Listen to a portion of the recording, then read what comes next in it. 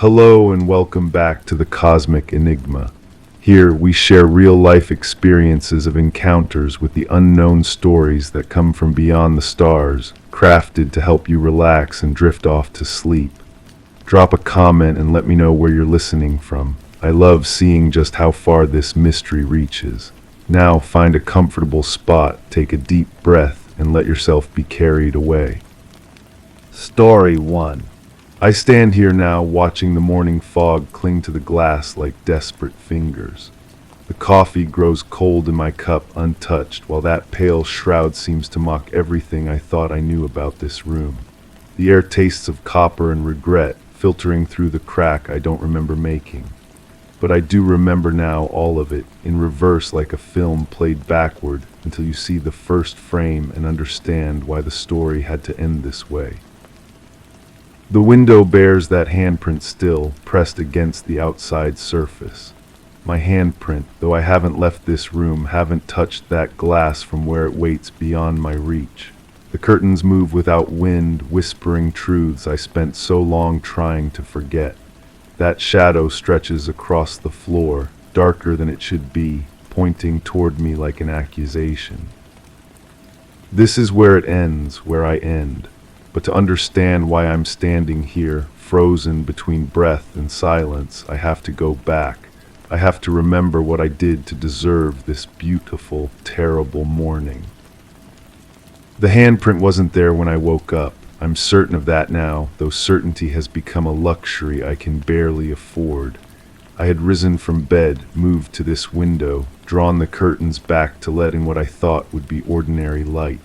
The fog was already thick then, but the glass was clean, unmarked.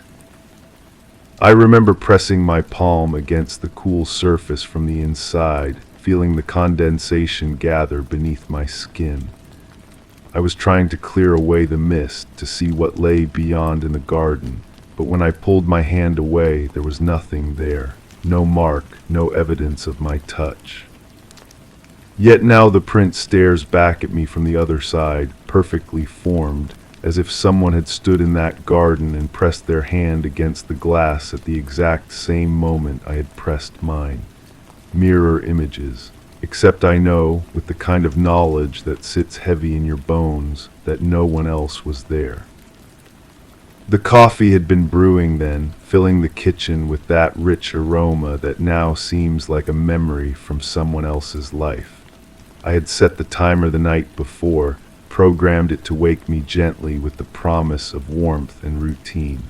Such simple preparations for what I thought would be another ordinary morning. I remember walking back to the kitchen, leaving the curtains open, trusting the fog to provide privacy from neighbors who never seemed to be watching anyway. The coffee maker gurgled its familiar song, and I reached for my favorite mug, the blue one with the chip on the handle that I'd grown fond of over the years. But when I returned to the window with that steaming cup, the handprint was there, waiting, as if it had always been there and I had simply been too blind to see it before. The crack in the window frame is hairline thin, barely visible unless you know where to look. I discovered it 3 days ago, though I'm beginning to suspect it had been growing for much longer. It starts at the bottom corner, spiderwebbing upward in a pattern that looks almost deliberate, like someone had traced it with a diamond-tipped tool. That's when the air began tasting different, metallic, sharp. Each breath carried something that didn't belong, something that made my tongue feel thick and strange. I had blamed it on the weather, on the unusual fog that had been settling over the neighborhood for weeks, but now I understand it was something else entirely. The crack lets more than air inside. It lets in possibility. It lets in the space between what is and what might be, and in that space, rules become suggestions and physics becomes poetry. I remember running my finger along the crack, feeling the rough edges of broken glass beneath my skin. Such a small thing, really, barely worth noticing. But small things have power when you're not paying attention, when you assume that the world will continue to behave the way it always has. The curtains began moving that same day, not dramatically, not enough to alarm me at first, just a gentle sway, as if responding to a breeze that existed only for them. I checked the heating system, examined the vents, even stood perfectly still to see if my own movement was creating some kind of air disturbance. But the curtains moved with purpose, with rhythm, like breathing, like something behind them was trying to communicate in a language I hadn't learned yet. A week ago, the fog wasn't there. The mornings were clear, sharp, with the kind of light that makes everything look newly created. I would stand at this same window, drinking coffee from this same blue mug, watching the garden wake up in ordinary sunlight. The roses were blooming then, red and defiant against the green backdrop of carefully maintained lawn. I had planted them myself, chosen each variety, tended them through seasons of growth and dormancy. They were mine in the way that growing things become yours when you've touched them every day, when you've watched them struggle and thrive. But even then, I was beginning to notice things, small discrepancies that I dismissed as tricks of light or failures of memory. The roses seemed to face the window more directly than they had before, their blooms turned toward the glass like an audience waiting for a performance. And sometimes, in the early morning light, I could swear they were closer to the house than they had been the day before. Not by much, just a few inches, just enough to make me question my own perception and decide I was being foolish. Plants don't move, I told myself. Gardens don't rearrange themselves overnight. But I stopped looking too closely, stopped measuring the distances between the flower beds and the foundation. Some questions are better left unasked. The shadow appeared gradually, so slowly that I didn't notice it becoming permanent. At first, it was just the natural play of light and dark that happens when objects block the sun. The curtain rod, the window frame, the angle of the roof all conspired to create patterns on the floor that shifted throughout the day. But this shadow was different. It maintained its shape regardless of where the light was coming from, regardless of the time or the weather. It stretched across the hardwood in a long, narrow line that pointed directly at the spot where I now stand, as if marking an X on a treasure map. I tried moving furniture to block it, tried closing the curtains completely, tried ignoring it altogether. But shadows have their own persistence, their own logic. This one had claimed its territory and refused to be displaced. The shape reminded me of something I couldn't quite place, something familiar but wrong, like a word on the tip of your tongue that refuses to form properly. It was only later, much later, that I realized it looked like the shadow a person would cast if they were standing just outside the window, pressed against the glass. 2 weeks ago I was happy. The word feels strange now, foreign, like trying to speak a language I've forgotten. But I remember the sensation, the easy contentment that came with routine and predictability. I would wake up, make coffee, check the garden, go about my day with the comfortable assumption that tomorrow would be essentially the same as today. I had no reason to examine the window frame for cracks, no cause to study the movement of curtains or measure the distance between roses and house. The world was solid then, reliable, governed by rules that made sense. I remember humming while I made breakfast, actually humming, as if joy were something that could be expressed in casual melody. The kitchen felt warm and welcoming, filled with the accumulated comfort of years of peaceful mornings. The blue mug sat in its usual place, the coffee maker waited patiently for its daily purpose, and the window offered nothing more threatening than a view of my own small paradise. But even then, if I'm being honest, there were signs. tiny disruptions in the pattern that I chose not to see, chose not to acknowledge. The way the light seemed to bend slightly as it passed through the glass. The way my reflection looked just a fraction of a second delayed, as if the mirror image had to think about copying my movements. The way the garden seemed to be watching me, even when I wasn't looking back.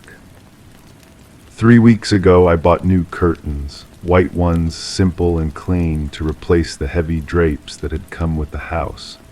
I wanted more light, more openness, more connection to the world outside. I hung them myself, measured carefully, made sure they would frame the window perfectly. They were beautiful that first day, moving gently in the natural air currents, casting soft shadows that danced across the walls in pleasant patterns.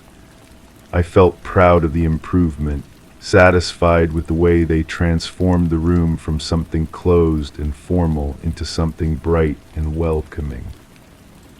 I remember standing back to admire my work, coffee in hand, thinking how such a small change could make such a significant difference.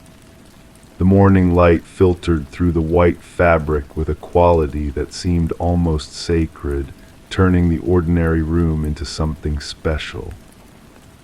But I also remember, now that I'm looking backward through the lens of everything that followed, that the curtains began moving differently almost immediately. Not the random flutter of fabric responding to air currents, but something more purposeful. Something that suggested they were responding to forces I couldn't see or understand. I dismissed it then. New curtains, different weight, different material. Of course they would move differently than the old ones. Of course they would take time to settle into their new environment. But deep down, in the part of me that notices things before the mind is ready to accept them, I knew something had changed. The curtains weren't just hanging in the window, they were participating in something. A month ago I planted the roses, red ones chosen specifically for their vibrant color and their reputation for hardy growth. I dug the holes myself, prepared the soil, positioned each plant with care and optimism. They were going to be beautiful, I told myself. They were going to transform the garden into something worth looking at every morning. The garden center employee had been helpful, enthusiastic even, explaining the best practices for rose care and maintenance. Plant them at least 3 feet from any structure, she said, to give them room to grow and to prevent problems with moisture and pests. I measured carefully, marked the spots with spray paint, followed every instruction. But as I worked in the soil that day, I began to feel watched, not by neighbors or passers-by, but by something closer, something more immediate. I kept looking up at the house, at the window where I would soon be standing every morning, and I had the strangest sensation that someone was already there, looking back at me. The window was empty, of course. The old heavy drapes were drawn shut, and I was alone in the house, alone in the garden, alone with my optimistic plans for beauty and growth. But the feeling persisted, strong enough that I found myself working faster than I had intended, rushing through the careful process I had planned to savor. When I finished planting, I stood back to survey my work, and I could have sworn the roses were already leaning toward the house, already orienting themselves toward that window as if they knew something I didn't. But plants seek light, I reminded myself.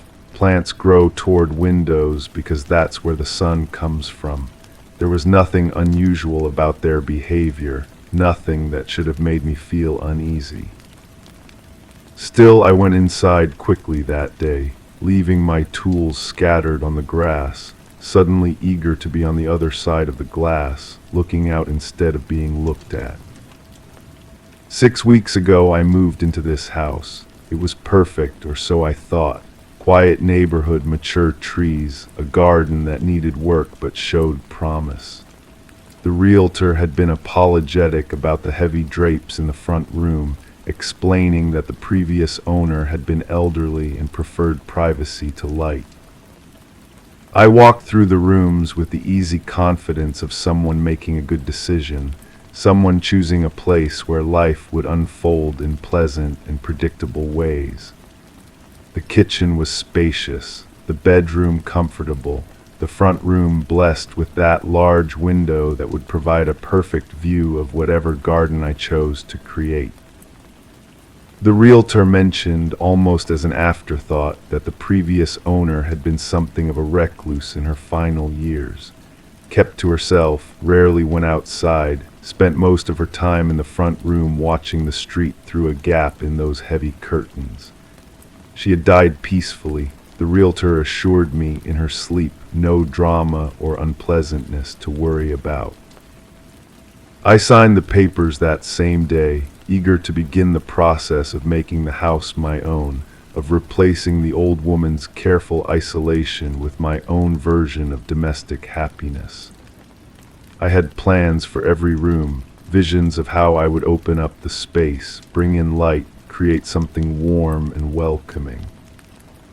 But that first night, sleeping in the empty house with only a mattress on the floor and boxes stacked against the walls, I dreamed of an old woman standing at the front window. She was pressed against the glass, her palm flat against the surface, staring out at a garden that existed only in shadow and suggestion. In the dream, I was outside looking in, seeing her silhouette framed by those heavy drapes, understanding somehow that she had been waiting there for a very long time. When I woke up, I was standing in the front room, my own palm pressed against the glass, though I had no memory of getting out of bed or walking to the window. The glass was cold against my skin, and in the pre-dawn darkness, I couldn't see anything in the garden except my own reflection staring back at me with eyes that looked surprised, as if I had caught myself doing something I wasn't supposed to be doing. 7 weeks ago, I saw the house for the first time. I was driving through the neighborhood with no particular destination in mind, just exploring, getting a feel for the area I was considering moving to. The streets were quiet, lined with modest homes and established trees, the kind of place where people lived quietly and kept their business to themselves. The house sat back from the street, partially hidden behind an overgrown hedge that had clearly been neglected for some time. But something about it caught my attention, made me slow down, made me pull over to get a better look. It had good bones, as they say, good proportions, and a solid presence that suggested it had weathered many seasons with dignity. The front window was large and prominent, though covered by curtains so heavy they might as well have been walls. I found myself staring at that window, trying to imagine what the view would be like from inside, what kind of garden might flourish in that front yard with a little care and attention. A real estate sign leaned at an angle near the mailbox, weathered and faded as if it had been there for months without attracting any serious interest. I wrote down the number, though I hadn't been planning to buy anything that day, hadn't even been seriously house hunting. But as I sat in my car, looking at that covered window, I had the strongest feeling that the house was looking back at me. Not the house itself, of course, but something inside it, something that had been waiting patiently for the right person to notice, to stop, to write down that phone number and make the call that would change everything.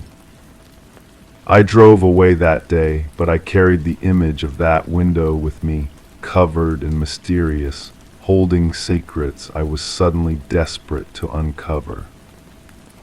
8 weeks ago, I decided I needed to move. The apartment had become too small, too cramped, too filled with the accumulated weight of a life that wasn't quite working the way I had planned. I needed space, I told myself. I needed a garden, a project, something to pour my energy into that would give me a sense of purpose and accomplishment. But if I'm being honest, really honest in the way that only comes when you're looking backward through the lens of consequence, I was running from something. Not something external, not some obvious problem that could be identified and solved, but something internal. A restlessness, a sense that I was living in the wrong story, playing the wrong part in a drama I didn't understand. I wanted a house with a big window, I told the realtor when I first called. Something with a view, something that would connect me to the world outside while keeping me safely contained within my own private space. I wanted to be able to stand at that window every morning with my coffee, watching the world wake up, feeling like I was part of something larger while remaining fundamentally separate from it. The realtor had laughed, said everyone wanted the same thing, a connection without commitment, a view without vulnerability. She promised to find me something perfect, something that would give me everything I thought I wanted. And she did. Now I understand that wanting and getting are two different kinds of tragedy. I got my window, my view, my morning ritual of coffee and observation. I got the garden, the project, the sense of purpose I thought I needed.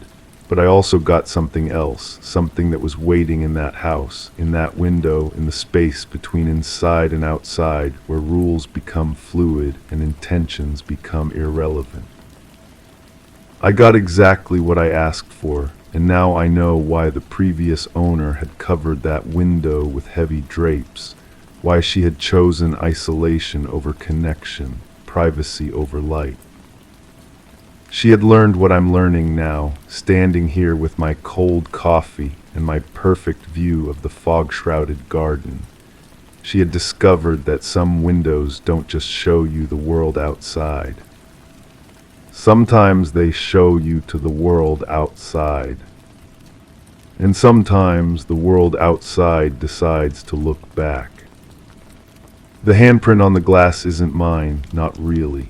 It's hers, the old woman who died in this house, who spent her final years pressed against this window, trying to get out. But it's also mine, because I pressed my hand against the glass from the inside at the exact moment her spirit pressed back from the garden, where she now tends roses that grow closer to the house each day. We are connected now, she and I, through glass and time and the terrible understanding that some houses choose their occupants, and some windows are doors that only open one way. The fog will lift eventually. The morning will become afternoon, afternoon will become evening, and I will still be standing here, watching, waiting, becoming part of the view for whoever comes next. The coffee grows cold, the curtains whisper their secrets, the shadow points its accusation. And somewhere in the garden, among roses that bloom too red and grow too close, an old woman tends her flowers and waits for me to join her in the space between wanting and having, between inside and outside, between the living and the dead. This is where it ends. This is where it begins, story 2. It sounded like a ticking that hesitated. I stood by the mantel, the room suffused with the scent of polished wood and old books. The clock on the shelf, a relic from another time, paused in its rhythm just long enough to unsettle the air. I leaned closer, fingers hovering over the face as if to touch the unseen seconds slipping away. Each tick now seemed to echo faintly, weaving into a memory of a room where time once had a different cadence. My pulse synchronized with the silence, a thudding whisper from a day I should have long forgotten. And yet the clock resumed, pulling me deeper into the interval it had created. I hadn't felt this dislocation since it vanished. Nothing happened that night. I want to be clear about that from the start. There was no incident, no event, nothing worth remembering or discussing. I was simply tired, maybe a little stressed from work, and my mind played tricks on me. That's all it was, tricks of an exhausted brain, nothing more. I had gone to bed early, around 9 or so, which was unusual for me but not impossible. The house was quiet, the way it always is when you live alone.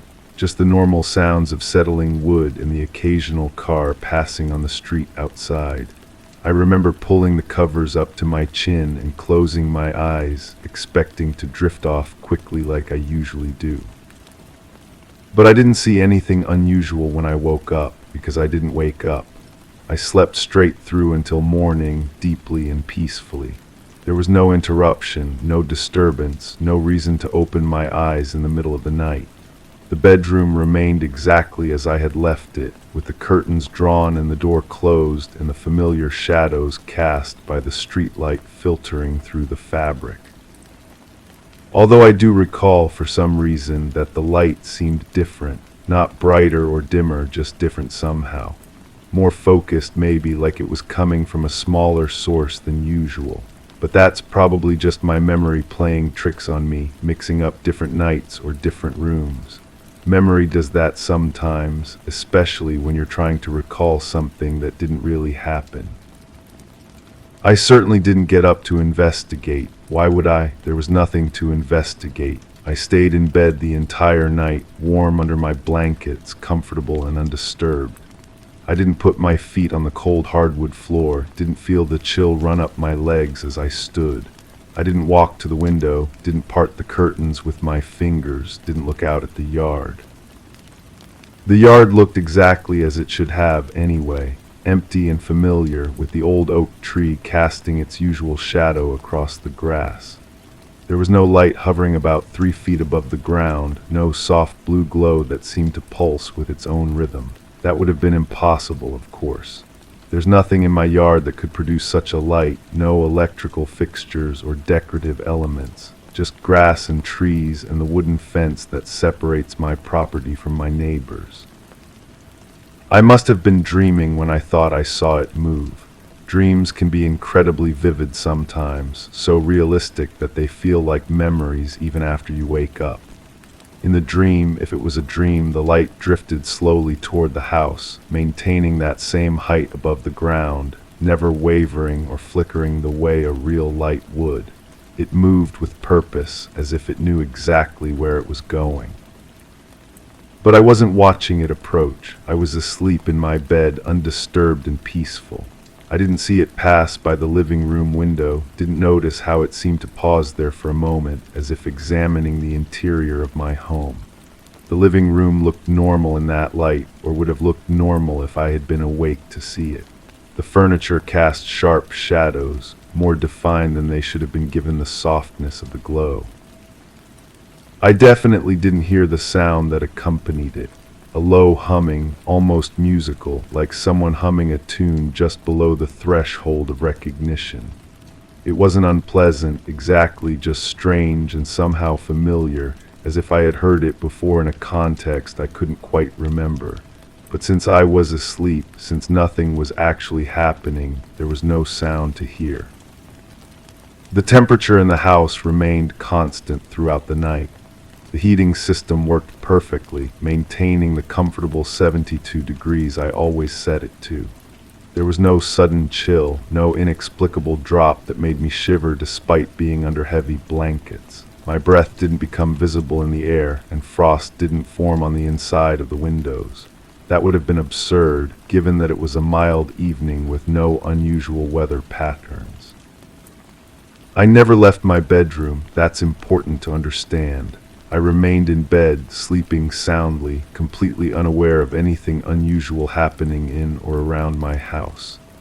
I didn't walk down the hallway, my bare feet silent on the carpet, drawn by a curiosity I couldn't explain.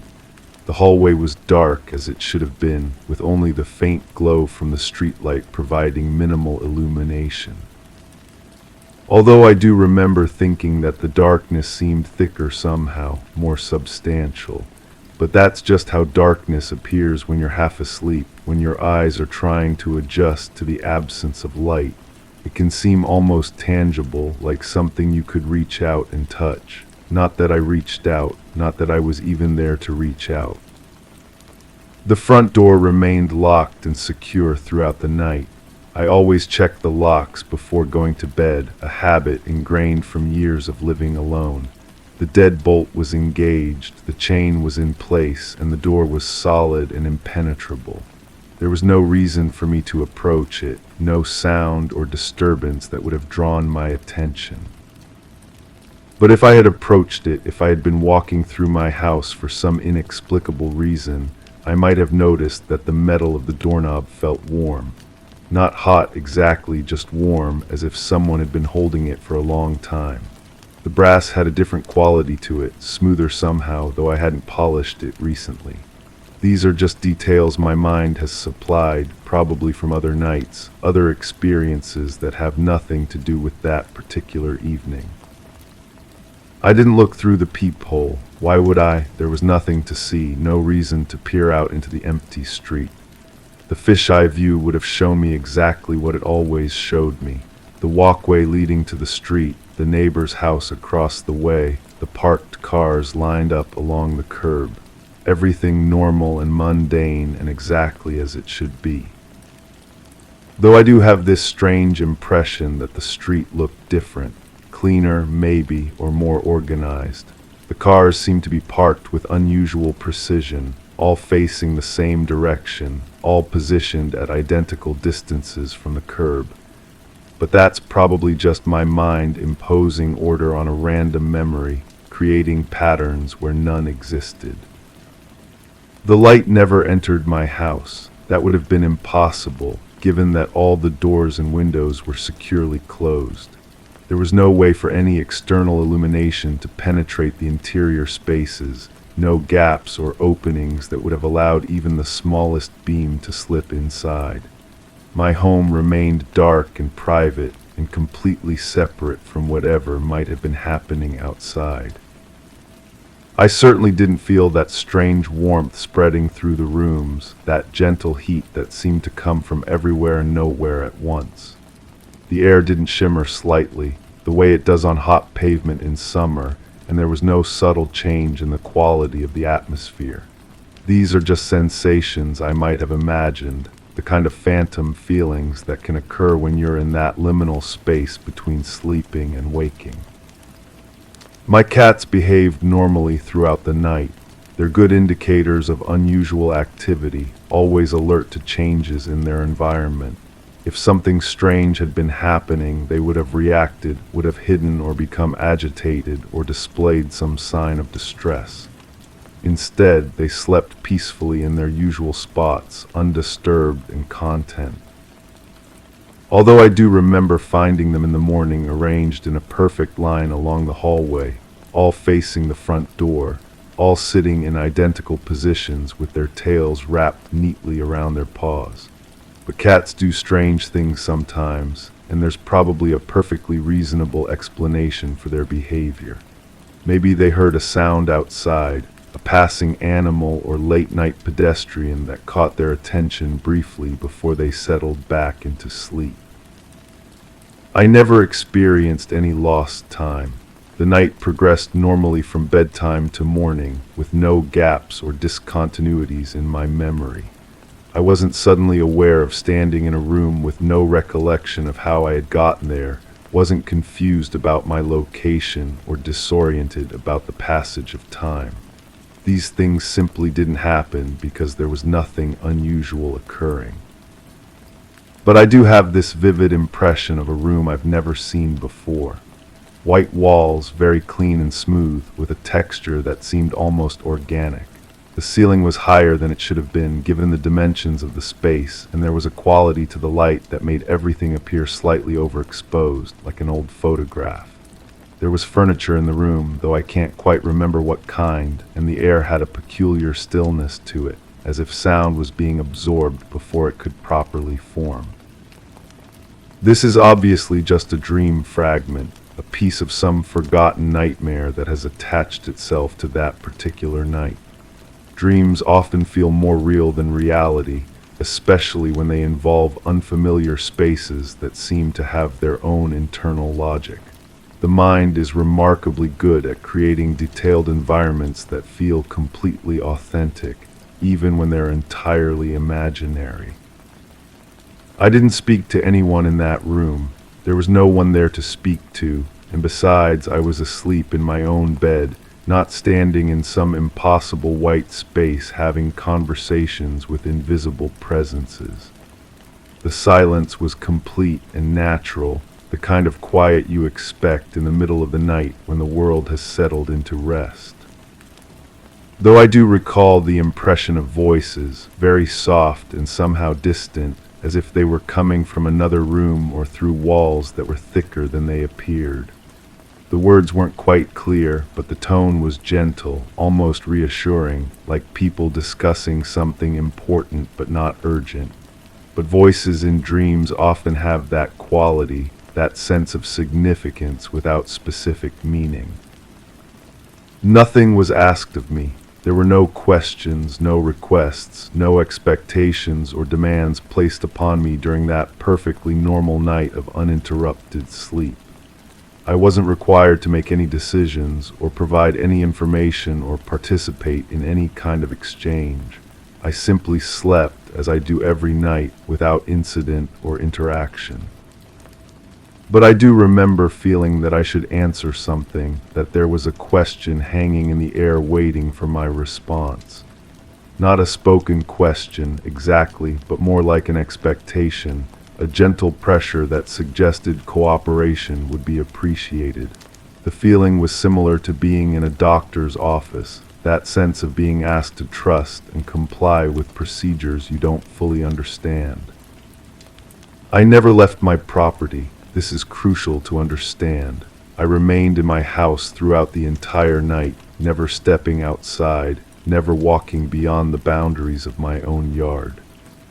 I didn't find myself standing in an unfamiliar location, didn't experience the disorientation of being somewhere I had never been before without any memory of the journey. Although I do have this strange recollection of a landscape that seemed to stretch endlessly in all directions, flat and featureless except for a few scattered structures in the distance. The ground had an unusual quality, not quite earth and not quite pavement, but something in between that felt solid beneath my feet. The sky was a color I don't have a name for, not quite black and not quite blue, with no visible stars or moon. This is clearly just another dream fragment, another piece of nighttime imagination that has somehow become associated with that particular evening. Dreams often feature impossible landscapes, vast spaces that couldn't exist in reality but feel completely natural within the context of sleep.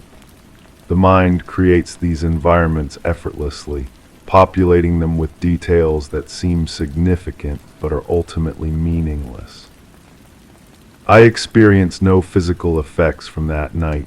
I woke up feeling rested and normal, with no unusual sensations or symptoms.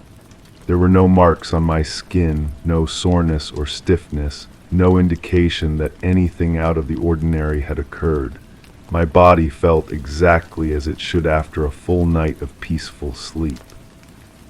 Though I did notice a small mark on my arm when I was getting dressed, just a tiny puncture that looked like it might have been from an insect bite or a scratch from one of the cats. It was perfectly round and very precise, more like a pinprick than a natural wound, but these things happen sometimes without any obvious cause. Skin is delicate, and minor injuries can occur during sleep without waking the sleeper. The mark didn't hurt exactly, but it had a strange quality to it, a kind of numbness that extended slightly beyond the visible boundary. When I touched it, the sensation seemed delayed, as if the nerve signals were taking longer than usual to reach my brain. But this was probably just my imagination, the way minor injuries can sometimes feel more significant than they actually are when you focus too much attention on them. I didn't research anything about that night. There was nothing to research, no unusual events or phenomena that required investigation or explanation. I went about my normal routine, work and meals and the ordinary activities that fill up days and weeks and months. Life continued exactly as it had before, with no changes or disruptions to acknowledge or accommodate. But I did find myself occasionally looking up at the sky, particularly in the evening when the light was fading and the first stars were becoming visible. Not searching for anything specific, just looking with a kind of expectation I couldn't quite identify. The sky seemed larger somehow, more present, as if it had moved closer to the earth or become more significant in some way I couldn't articulate. I sleep normally now. Every night I go to bed at a reasonable hour and sleep straight through until morning, just as I always have. There are no disturbances, no interruptions, no reasons to wake up or get out of bed or investigate unusual sounds or lights. My dreams are ordinary and forgettable, the kind of random mental processing that occurs during healthy sleep cycles. Although lately I've been waking up with the strangest sense of anticipation, as if something important is about to happen or someone significant is about to arrive. It's not an unpleasant feeling exactly, just a kind of readiness, like being dressed for a party you're not sure you were invited to. But this is probably just a phase, a temporary quirk of brain chemistry that will resolve itself naturally over time. The clock on my mantle keeps perfect time now. Its rhythm is steady and reliable, marking the passage of seconds and minutes and hours with mechanical precision. There are no hesitations, no pauses, no moments when the ticking seems to falter or change its cadence. It's just a clock doing what clocks do, measuring time in the way that time is meant to be measured. But sometimes when I'm sitting in my chair reading or watching television, I notice that the ticking seems to sync up with something else, some other rhythm that I can't quite identify. Not my heartbeat exactly and not my breathing, but something more subtle, some internal process that usually operates below the level of consciousness. It's probably just coincidence, the way random patterns can sometimes seem to align when you're paying attention to them. Nothing is going to happen tonight, I'm certain of that. Tonight will be exactly like every other night, peaceful and uneventful and completely ordinary. I'll go to bed at my usual time, turn off the lights, and sleep soundly until morning. There will be no disturbances, no unusual lights or sounds, no reasons to get up or look outside or question the nature of my experience. The yard is empty as it should be. The sky is dark as it should be. The house is quiet and secure and exactly as I left it. Everything is normal and predictable and safely within the boundaries of everyday experience. There's nothing to worry about, nothing to anticipate, nothing to prepare for. But I think I'll leave the curtains open tonight, just in case. Story 3. The clock face blinked 0000, the numbers dissolving into the hue of an unfinished night. Familiar rhythms tangled the floorboard's side before my feet touched them, ripples of sound cascading backward. My steps echoed a heartbeat late, each tap resonating slightly off-key. The walls breathed unevenly, holding their secrets in the spaces between wallpaper and plaster. On the counter, an untouched mug trembled, its surface gleaming with an unseen swirl.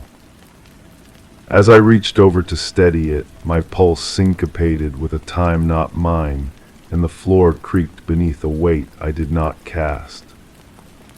I wake with copper on my tongue. The taste lingers metallic and sharp, like I've been pressing coins against my teeth all night. My bedroom feels smaller than it should, the corners pressed inward as if the walls have shifted while I slept. There's a sound not quite humming, not quite static, threading through the air conditioning vent. It pulses in rhythm with something I can't name. The sheets are damp with sweat that smells like ozone.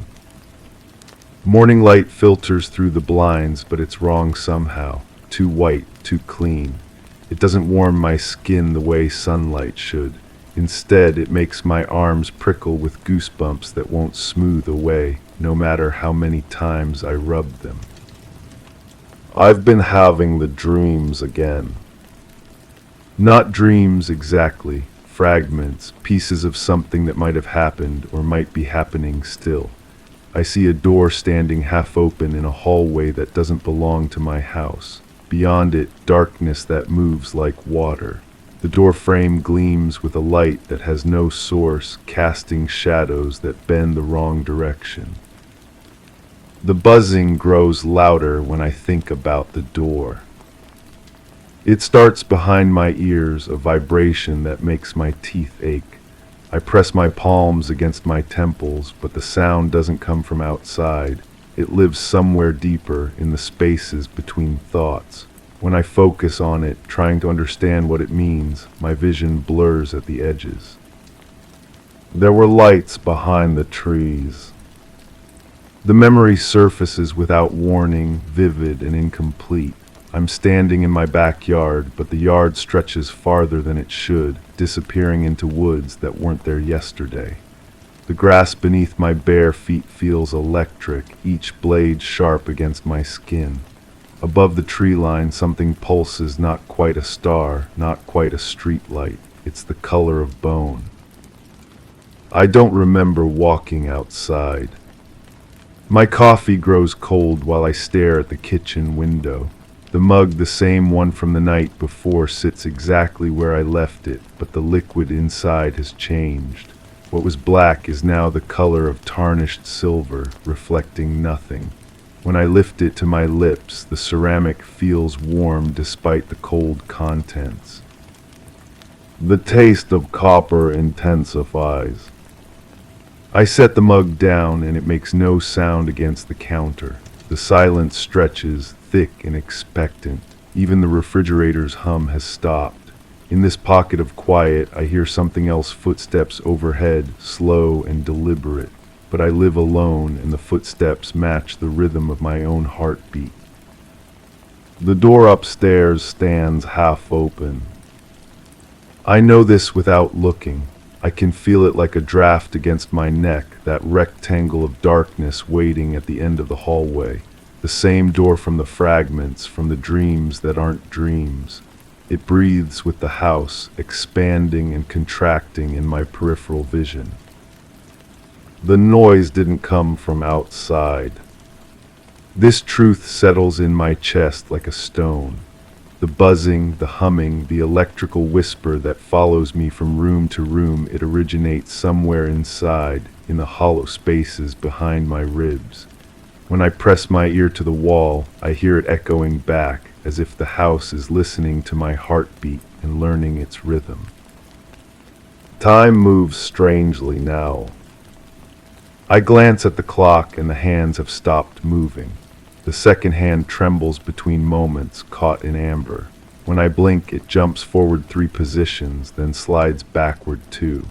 The numbers on the digital display flicker between configurations that don't make sense. 25, 73, 00, 00, symbols that might be letters in a language I've never seen. My reflection in the bathroom mirror arrives a second too late.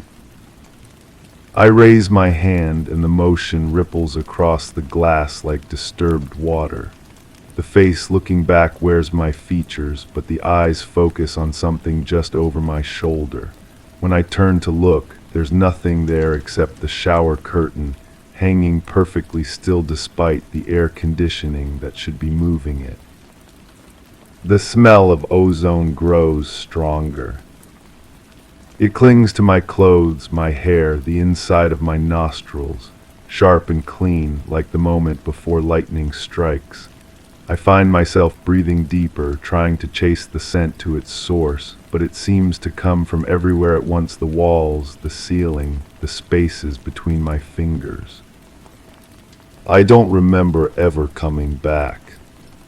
The thought arrives fully formed, accompanied by the sensation of walking. My legs remember movement, the rhythm of steps on unfamiliar ground, gravel crunching underfoot, then grass, then something softer that might have been sand. But I'm standing in my living room, and I haven't left the house since yesterday. Or was it yesterday? The calendar on the wall shows dates that blur when I try to read them. The ink seems to move, rearranging itself into patterns that hurt to look at directly. I know I marked something important, circled a day in red, but now all the squares are empty except for symbols that might be numbers or might be something else entirely. The door upstairs creaks open another inch. I feel it happen rather than hear it, a shift in the house's breathing. The darkness beyond grows deeper, more substantial. It is weight now, pressing against the frame like water against a dam. If I go upstairs, if I push the door wide, what would spill out? My skin tingles with phantom electricity. The sensation starts at my fingertips and spreads up my arms, across my chest, down my spine. It's not unpleasant, this buzzing beneath the surface, but it doesn't belong to me. It feels borrowed, like wearing someone else's clothes. When I look at my hands, the lines on my palms seem to glow faintly in the too white light. There were 3 lights behind the trees. The memory sharpens, adding details that weren't there before. Not 1 light, but 3, arranged in a triangle that slowly rotates against the sky. They pulse in sequence left, right, center, casting shadows that move independently of their sources. The grass beneath my feet grows warm, then hot, until I have to shift my weight from foot to foot. But I'm still standing in the kitchen. The linoleum is cold against my bare soles, yet I can feel the phantom heat from the dream grass, the electric tingle of something approaching through the trees. My body exists in 2 places at once, experiencing sensations that belong to different moments, different versions of now. The mug on the counter trembles again. Tiny ripples spread across the silver surface, concentric circles that shouldn't exist in still liquid. I watch them expand and contract, following a rhythm that matches the pulsing behind my ears. When I reach for the handle, my reflection in the liquid shows a face I almost recognize my features, but younger or older or somehow displaced in time. The buzzing becomes a whisper. Not words exactly, but the shape of words. Consonants without vowels, syllables that don't belong to any language I know. They tickle the inside of my skull, trying to form meaning from the spaces between thoughts. If I could just listen harder, focus more completely, I might understand what they're trying to tell me. The air grows thick. Each breath requires effort, as if the atmosphere has gained weight. The house feels pressurized, like being underwater or inside a sealed container. My ears pop, and for a moment the whispers become clearer, almost forming words before dissolving back into static. I don't remember lying down, but I'm on the living room floor, staring at the ceiling. The textured plaster shifts and swirls, forming patterns that might be clouds or might be something else entirely. How long have I been here? The light from the windows has changed, grown softer, more golden, or perhaps more silver. It's hard to tell the difference anymore. The door is fully open now. I know this without looking, feel it like a change in air pressure. The darkness beyond has spilled into the hallway, creeping down the stairs 1 step at a time. It moves with purpose, seeking something, seeking me. My pulse syncopates with a time not mine. The rhythm is wrong, too fast then too slow, skipping beats that should be there and adding ones that shouldn't. When I press my fingers to my wrist, searching for the source, I feel 2 heartbeats my own and something else, something that echoes from inside the walls. The lights behind the trees are moving closer. They've left their positions above the tree line, descending through branches that part like curtains. The triangle formation holds, but now I can see details, not lights, but openings, windows into somewhere else. Through them, shapes move with fluid grace, casting no shadows despite their substance. The copper taste floods my mouth. Overwhelming now, like I'm drowning in it. I try to swallow, but my throat won't cooperate. The taste has texture, weight, presence. It coats my tongue and teeth, seeps into my sinuses, becomes the only flavor I've ever known. Time folds in on itself. Past and present collapse into a single moment that stretches like taffy. I'm in the kitchen reaching for the mug, in the backyard watching lights descend, on the living room floor feeling my heartbeat scatter. All of these things happen simultaneously, overlapping and interfering with each other like radio signals crossing in the night. The house breathes around me. Walls expanding and contracting, floorboards rising and falling like a chest in sleep. I'm inside something alive, something that has learned to mimic the shape of home. The electrical outlets blink like eyes, the light switches flex like joints. Even the furniture seems to pulse with borrowed life. I reach for the door handle. Not the door upstairs that one has opened itself. This is a different door, one that exists in the space between waking and sleeping, between remembering and forgetting. My hand passes through it like mist, and suddenly I'm standing in the backyard again, grass electric beneath my feet. The three lights hover just above my head. Close enough to touch if I dared. They emit no heat, cast no shadows, but they fill my vision with brightness that doesn't hurt to look at. Through their surfaces, I glimpse corridors that stretch beyond sight, rooms with geometries that shouldn't exist, spaces that exist outside the boundaries of here and now. Something reaches back. Not a hand, not exactly, but an extension of presence. It touches my thoughts before it touches my skin, cool and curious and utterly alien.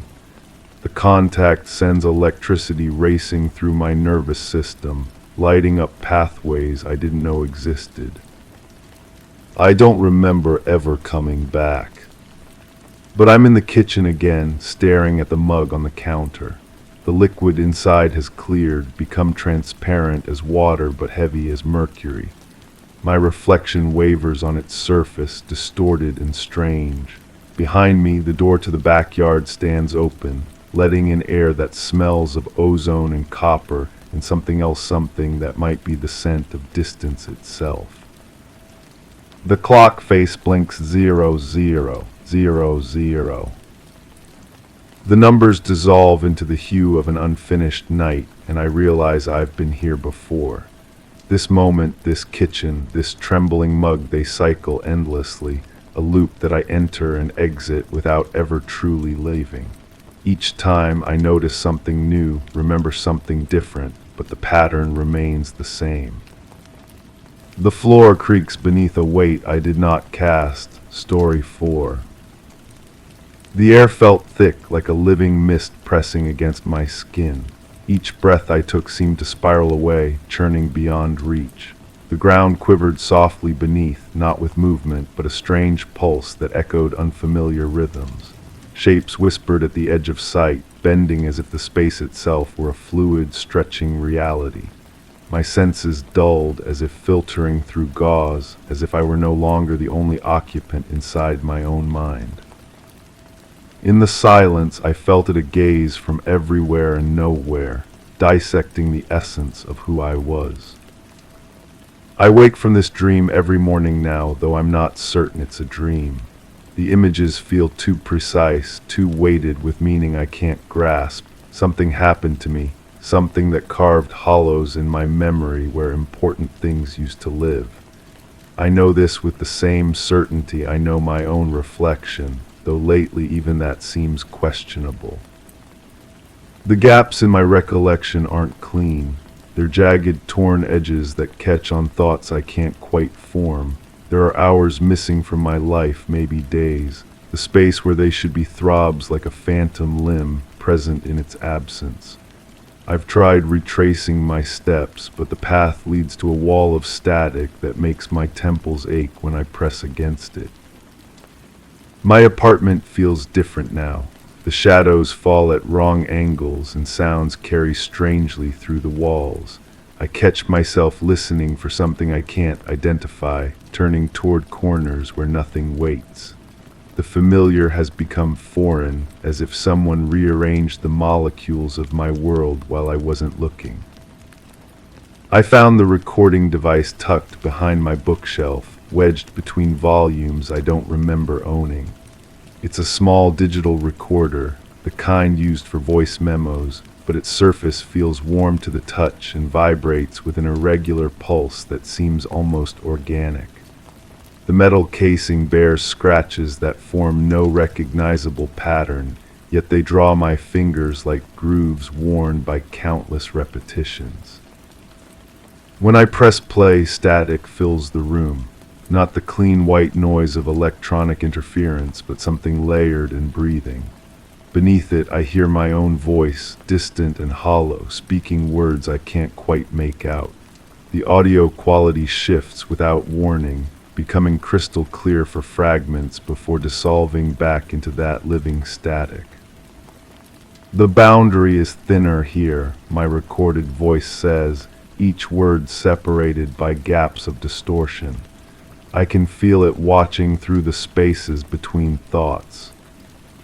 I don't remember saying this. The voice is mine, but the cadence is wrong, too measured, as if each syllable were being carefully selected from a limited vocabulary.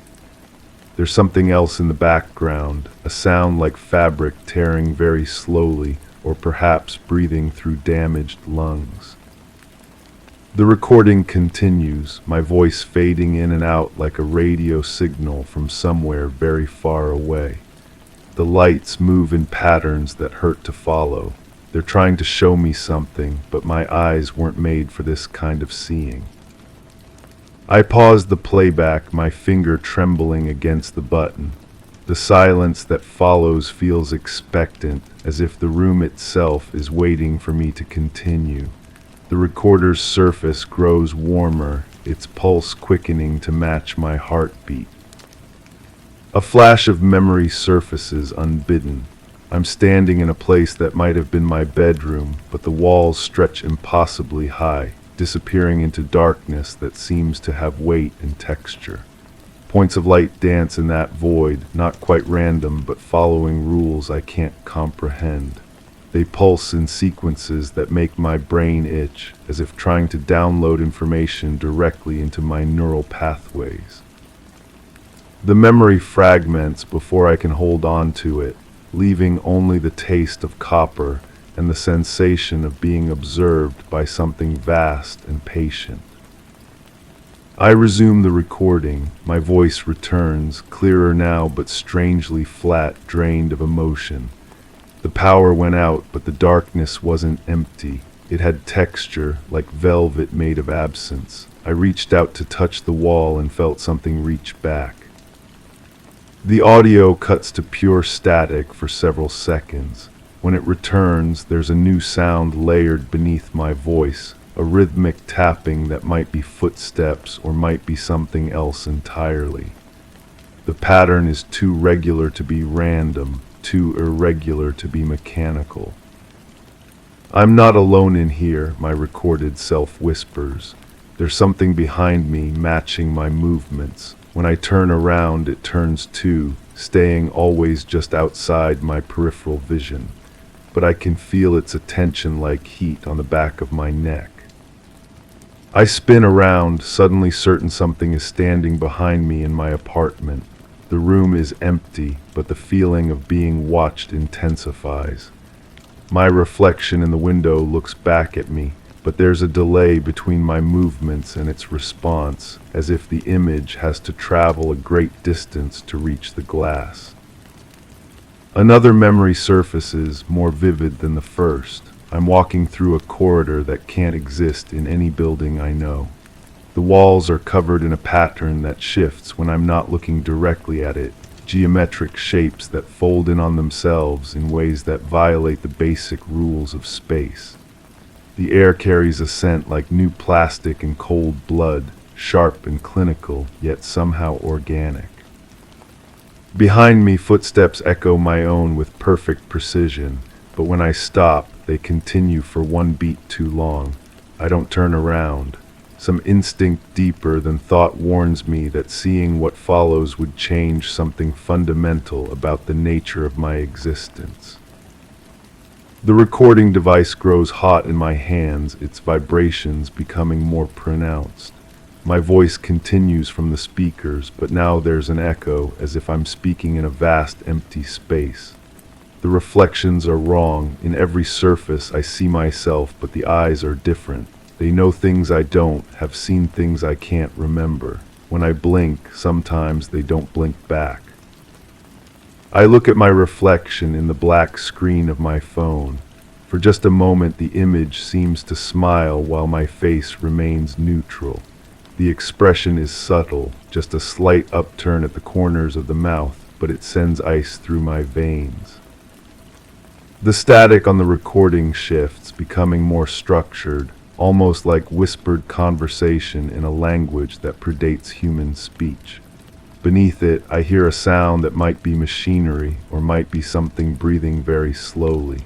The rhythm is hypnotic, pulling my consciousness towards something I'm not sure I want to find.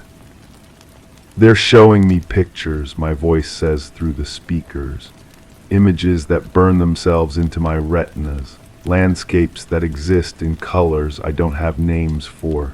Structures that bend light around themselves like living things. And always the sense that I'm being prepared for something. The word prepared echoes strangely, as if spoken in a space with impossible acoustics. I feel a sudden vertigo, as if the floor has tilted beneath me. The walls of my apartment seem to breathe, expanding and contracting with a rhythm that matches the pulse of the recording device. A new fragment of memory emerges, clearer and more disturbing than the others. I'm standing in what might be my living room, but the furniture has been rearranged into patterns that suggest purpose without revealing function. The couch faces the wrong direction, toward a wall that now bears markings I didn't put there. The marks are precise, almost surgical, carved into the paint with something very sharp. In the center of the room stands a figure that might be me, but wrong in ways I can't articulate. It moves with my gestures, but slightly out of sync, as if copying movements from a recording played at the wrong speed. When it turns its head, I see my face, but the expression is one I've never worn, a look of recognition directed at something beyond my comprehension. The recording continues, my voice now layered with harmonics that shouldn't be possible with human vocal cords. I understand now why they had to make me forget. The knowledge isn't meant for minds like mine, but the forgetting isn't complete. Pieces remain, lodged in places they can't reach. Static overwhelms the audio for a long moment. When it clears, there's only the sound of breathing, deep and regular, but somehow wrong. Too long between inhalation and exhalation, as if the lungs processing the air are larger than human lungs should be. I realize the breathing is coming from behind me. I turn, but the room is empty, yet the sensation of presence remains, stronger now, as if something has moved closer while remaining invisible. The air grows thick, pressing against my skin with that familiar weight from my recurring dream. My reflection in the window now shows the room behind me, but there are shadows in it that don't correspond to any objects I can see. The recording device pulses faster, its surface now almost too hot to hold. My voice returns one final time, barely audible through layers of distortion. They're coming back. The forgetting was temporary, just long enough for the changes to take hold. I can feel them starting, small alterations in the way I perceive, the way I process reality. Soon I'll be ready for what comes next. The audio cuts to silence so complete it seems to have physical weight. In that silence I hear something else, a sound like pages turning in a book written in a language of light and shadow. The sensation of being watched intensifies until it becomes almost unbearable, as if every molecule of air around me has become an eye. I look down at the recording device. The display shows no remaining audio, but the machine continues to pulse with that organic rhythm. As I watch, new scratches appear on its surface, forming patterns that hurt to look at directly. The metal grows warmer, and I realize it's not just playing back a recording. It's still recording. A final memory surfaces, so vivid it might be happening now. I'm standing in a space that exists between the walls of reality, where the rules that govern existence become suggestions. Before me stretches a vista of impossible architecture, structures that exist in more dimensions than my mind can process. The sky, if it can be called a sky, pulses with colors that have no names, and in that alien light I see them. They move with purpose that transcends understanding, beings of geometry and intention that regard me with something that might be curiosity or might be hunger. One of them approaches, and I feel my consciousness expand to accommodate truths too large for human comprehension. In that moment of contact, I understand why I had to forget.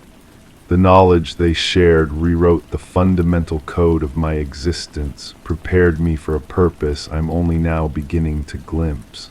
The forgetting was mercy, a brief respite before the real work begins. I set down the recording device, but it continues to pulse in my peripheral vision.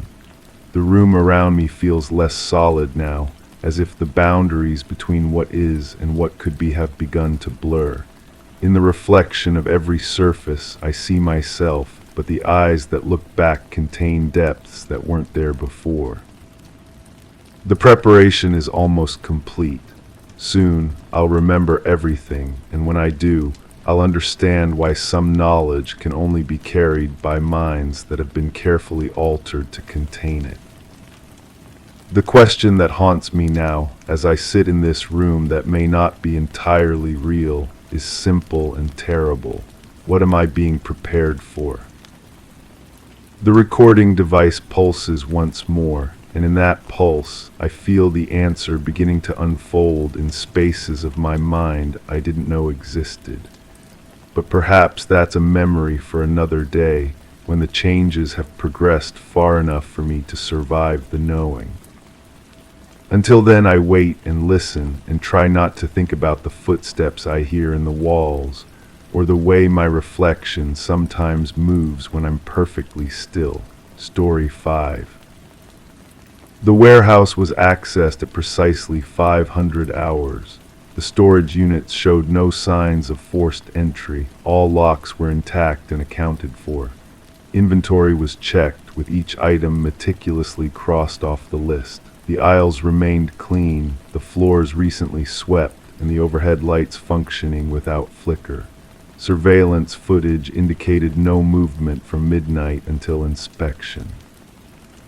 Despite this, one unit was entirely devoid of contents, its associated entry missing from the system records. No discrepancies were reported, yet an unmarked pallet stood in the corner, shadowless and unlisted. I want to be clear about something right from the start. Nothing happened that morning. I mean nothing unusual.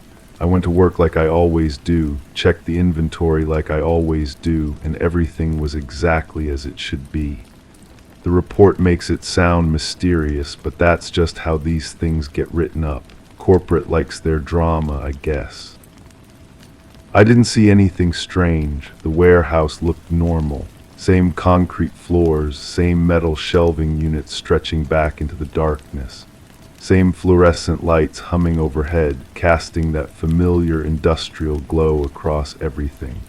I've been working there for years now, and I know every inch of that place. Every shadow, every sound the building makes when it settles. Nothing was different. The pallet in the corner, well, that's easily explained. Someone probably just moved it there and forgot to update the system. Happens all the time. Workers get lazy, especially on the night shift. They move things around and don't bother with the paperwork. I'm sure that's all it was, just a simple clerical error. Though I have to admit, when I first walked in that morning, something felt off. Not off exactly, just different. Maybe I was tired. I hadn't been sleeping well lately. These long shifts can really mess with your head, make you see things that aren't there or notice things that don't matter. The silence was the first thing that struck me, but that's normal too. The warehouse is always quiet in the early morning. No forklifts running, no workers talking, no radio playing in the background. Just the gentle hum of the ventilation system and the occasional creak of the building. Perfectly normal sounds, nothing to worry about. Except the silence felt different somehow, more deliberate, like it was waiting for something. But that's ridiculous. Silence doesn't wait, it's just the absence of sound. I was probably just anxious about the inventory check. Management had been breathing down our necks lately about accuracy, and I wanted to make sure everything was perfect. That's why I was being so careful, so observant, not because anything was wrong. The empty storage unit was toward the back. In Section C, I remember walking down the main aisle, my footsteps echoing off the concrete walls. The sound seemed louder than usual, but that was probably just because it was so quiet. Each step rang out like a gunshot in the stillness. My breathing sounded loud too, almost labored, though I wasn't exerting myself. When I reached Unit C-47, the door was already open. That should have been my first clue that something was wrong, but I rationalized it immediately. Someone from the night shift must have left it open. Probably did a last-minute removal and forgot to close it behind them. Simple human error. I stepped inside to check the inventory, and that's when I noticed how empty it was. Not just empty, but completely bare. No dust outlines where boxes had been sitting. No scuff marks on the floor from moving equipment. No residual smell of cardboard or plastic. It was as if nothing had ever been stored there at all. The walls were a pale blue color. I don't remember them being blue before, but then again, I rarely paid attention to the paint color in the storage units. They all looked the same to me. Gray, beige, blue, what difference did it make, though this blue was particularly striking, almost luminescent in the dim light. It seemed to glow softly, as if lit from within. I pulled out my clipboard to check the inventory list, but Unit C-47 wasn't on it. That was strange, but not unprecedented. Sometimes the computer system glitches and units get dropped from the database. It's a pain to deal with, but it happens. I made a note to report it to it later. The air inside the unit felt different, cooler maybe, or warmer, I couldn't tell which. It had a strange quality to it, like it was thicker somehow, more substantial. I found myself breathing more deeply, trying to fill my lungs with this strange air. It tasted metallic, but that could have been anything. The ventilation system, the metal shelving, even the morning fog from outside. I should have left then, should have just marked the unit as empty and moved on to the next one, but something kept me there. Curiosity, maybe, or just professional thoroughness. I wanted to understand why the unit was so completely empty, why it wasn't in the system, why the air felt so strange. That's when I noticed the pallet. It was sitting in the far corner of the unit, even though I hadn't seen it when I first looked inside.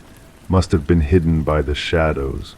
The overhead light in that section was flickering a bit, casting moving shadows that could easily conceal something.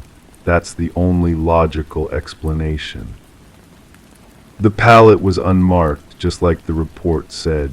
Plain wood construction, nothing special about it, except it didn't seem to cast a shadow. Even with the flickering light overhead, there should have been some kind of shadow beneath it. But the floor around it was evenly lit, as if the pallet wasn't really there at all.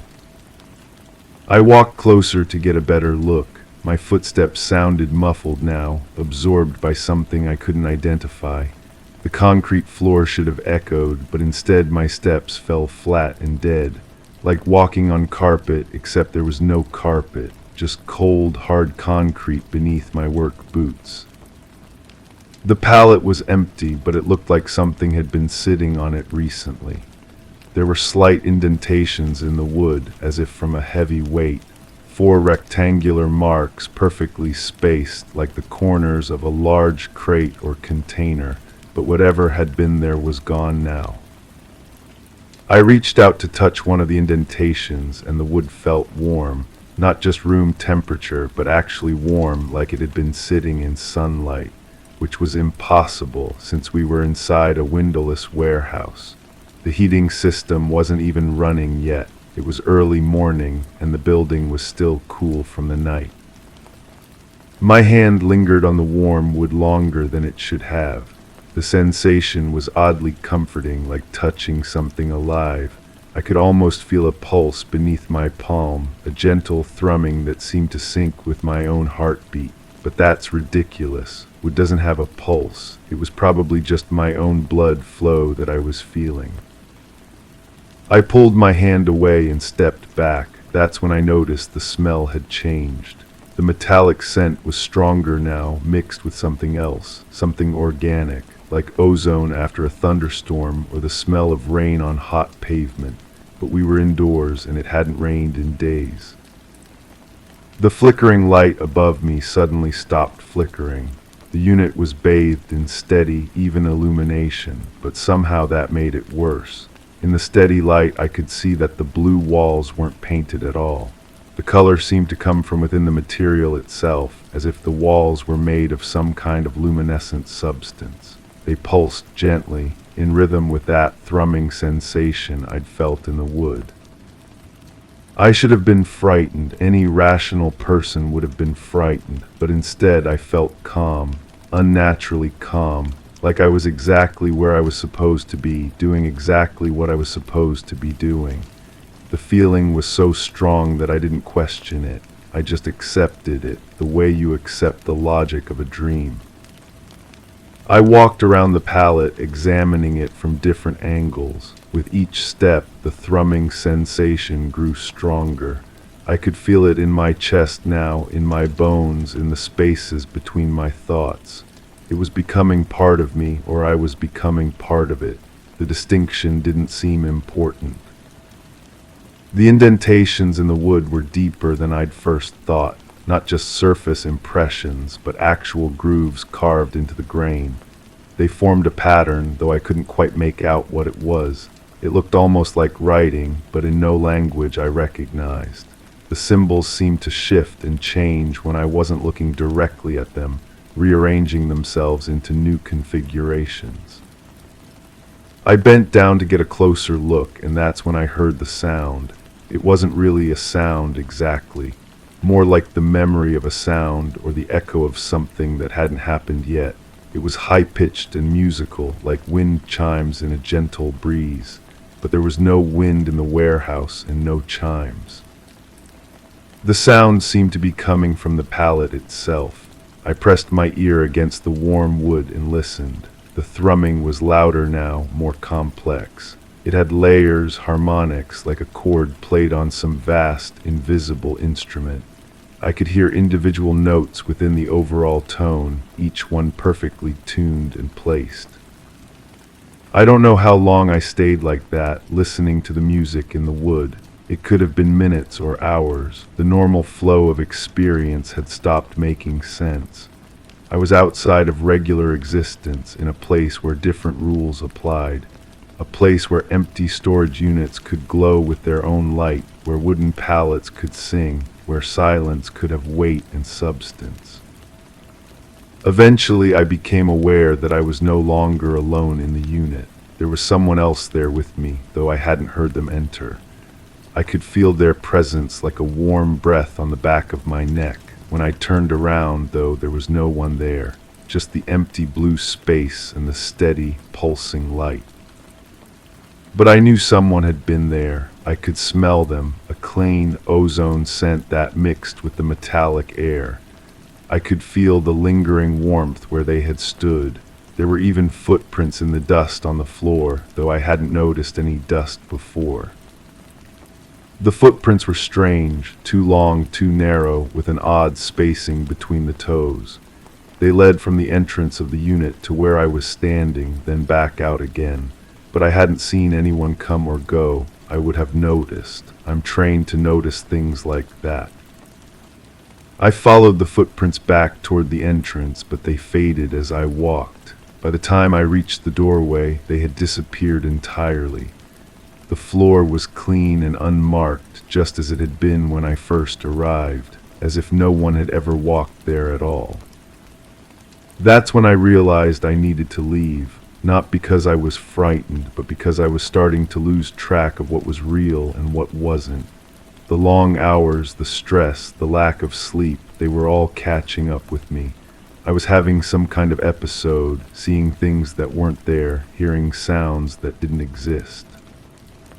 I walked back toward the main aisle, but the warehouse seemed different now, larger somehow.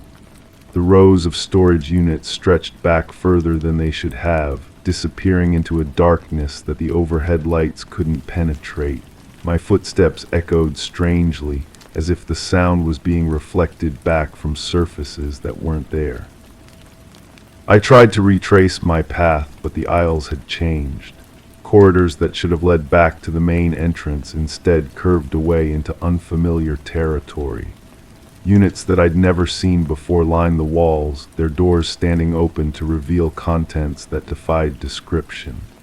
Shapes that hurt to look at directly, colors that had no names, objects that seemed to exist in more dimensions than my eyes could process. I kept walking, telling myself that I was just disoriented. The warehouse was a big place, and all the aisles looked similar. It was easy to get turned around, especially when you were tired and stressed. I just needed to stay calm and keep moving. Eventually, I'd find my way back to familiar territory. But the further I walked, the stranger things became. The walls were no longer concrete, but something that looked like metal and felt like flesh. The floor beneath my feet had a slight give to it, as if I was walking on something organic. The air grew thicker, more humid, with that ozone smell getting stronger with every breath. The storage units were changing too. Their doors were no longer rectangular, but curved and organic looking. Some of them pulsed with the same rhythm I'd felt in the wooden pallet. Others emitted a soft, musical humming that harmonized with the sound I'd heard earlier. A few had no doors at all, just openings that led into spaces that seemed impossibly deep and dark. I should have been panicking by now. Any normal person would have been running, screaming, trying to find a way out, but I felt that same unnatural calm. It was as if some part of me understood that this was all perfectly normal, that this was how things were supposed to be. The rational part of my mind was screaming in protest, but it was being steadily overwhelmed by a deeper acceptance. I stopped walking and stood still for a moment, trying to get my bearings. The silence around me was complete now, so profound that I could hear my own heartbeat echoing off the walls, but even that sound seemed wrong somehow. Too slow, too deep, as if my heart was beating in a different rhythm than usual. That's when I saw the light. It was coming from somewhere ahead of me, down a corridor I hadn't noticed before. Not the harsh fluorescent light of the warehouse fixtures, but something softer and warmer. It pulsed gently, in sync with the thrumming sensation that had never really left my body. It was inviting, welcoming, like a beacon calling me home. I started walking toward it without making a conscious decision to do so. My feet carried me forward of their own accord, following a path that seemed to open up before me. The walls on either side grew higher and more curved, forming a tunnel that led toward the source of the light. As I got closer, I could see that the light was coming from an opening at the end of the tunnel. Not a doorway exactly, but more like a portal or gateway. The edges were indistinct, shifting and flowing like liquid mercury. Through the opening, I could see a vast space filled with structures that defied description. Buildings that weren't quite buildings, roads that curved through impossible dimensions, sky that was every color and no color at once. I knew I shouldn't go through the opening. Some small, rational part of my mind was still functioning, still trying to warn me that this was all wrong, that I needed to turn around and find my way back to the real warehouse. But the pull was too strong. The light was too inviting. The thrumming in my chest had synchronized completely with whatever force was drawing me forward. I reached the threshold and stopped. The air here was different again, charged with an energy that made my skin tingle. I could feel the boundary between this place and that place, between what was real and what was something else entirely. One more step would take me across that boundary, into a realm where the rules I'd lived by my entire life no longer applied. I raised my foot to take that step. And then I was back in the warehouse, the real warehouse, standing in the main aisle with my clipboard in my hand, staring at the rows of perfectly normal storage units. The fluorescent lights hummed overhead with their familiar electrical buzz. The concrete floor was solid beneath my feet. The air smelled of dust and metal, and nothing more exotic than industrial cleaning supplies. I looked down at my clipboard. I had completed the inventory check. Every item was accounted for, every unit properly documented. Unit C-47 was listed as empty, with a note that it needed to be removed from the active inventory. Standard procedure for unused space. I walked back to that section just to double check. The unit was there, but it was gray inside, not blue. The walls were concrete, painted the same institutional color as all the others. There was no pallet in the corner, no indentations in non-existent wood, no thrumming sensation in the air, just an empty room waiting for the next shipment. The whole experience had obviously been some kind of hallucination. Stress-induced, probably. I'd been working too many double shifts, not getting enough sleep, not eating properly. My mind had created an elaborate fantasy to cope with the monotony of the job. It happened to people sometimes, nothing to be ashamed of. I finished my rounds and filed my report. Everything was normal. Everything was as it should be. The warehouse was secure, the inventory was accurate, and there were no discrepancies to report. Just another routine morning in a perfectly ordinary workplace. But sometimes when I'm walking through the aisles, I catch a glimpse of blue light out of the corner of my eye. When I turn to look, there's nothing there. Just shadows and fluorescent lighting and the same gray walls I see every day. My imagination playing tricks on me again. And sometimes, late at night when the warehouse is empty and quiet, I think I can hear that musical thrumming in the distance. It's probably just the building settling or the ventilation system cycling on and off. Old buildings make all kinds of sounds. There's nothing unusual about it.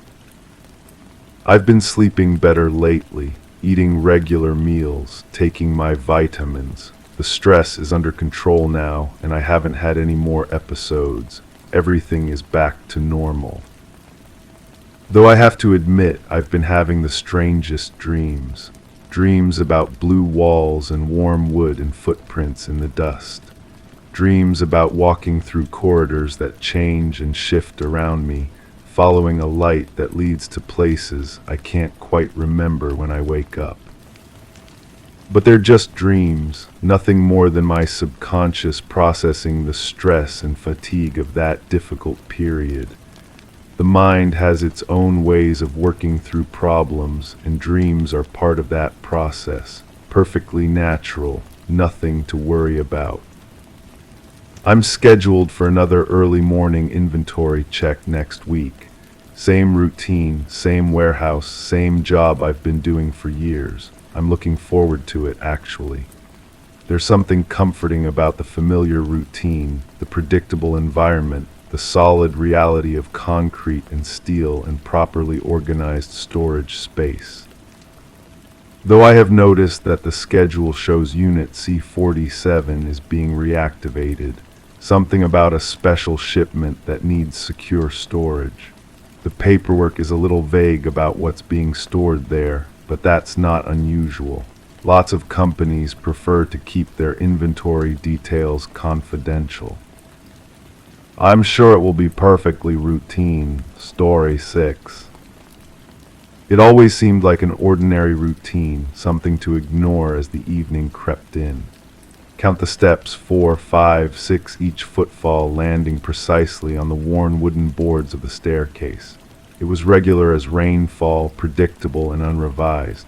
For years, the rhythm was solace, a drummer's beat that lulled anxieties into submission. But lately, the pattern quivered. The fifth step, slightly askew, creaks a fraction later, a discordant note in a familiar song.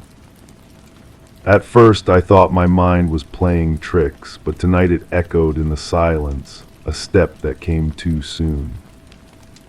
There's something missing from my memory.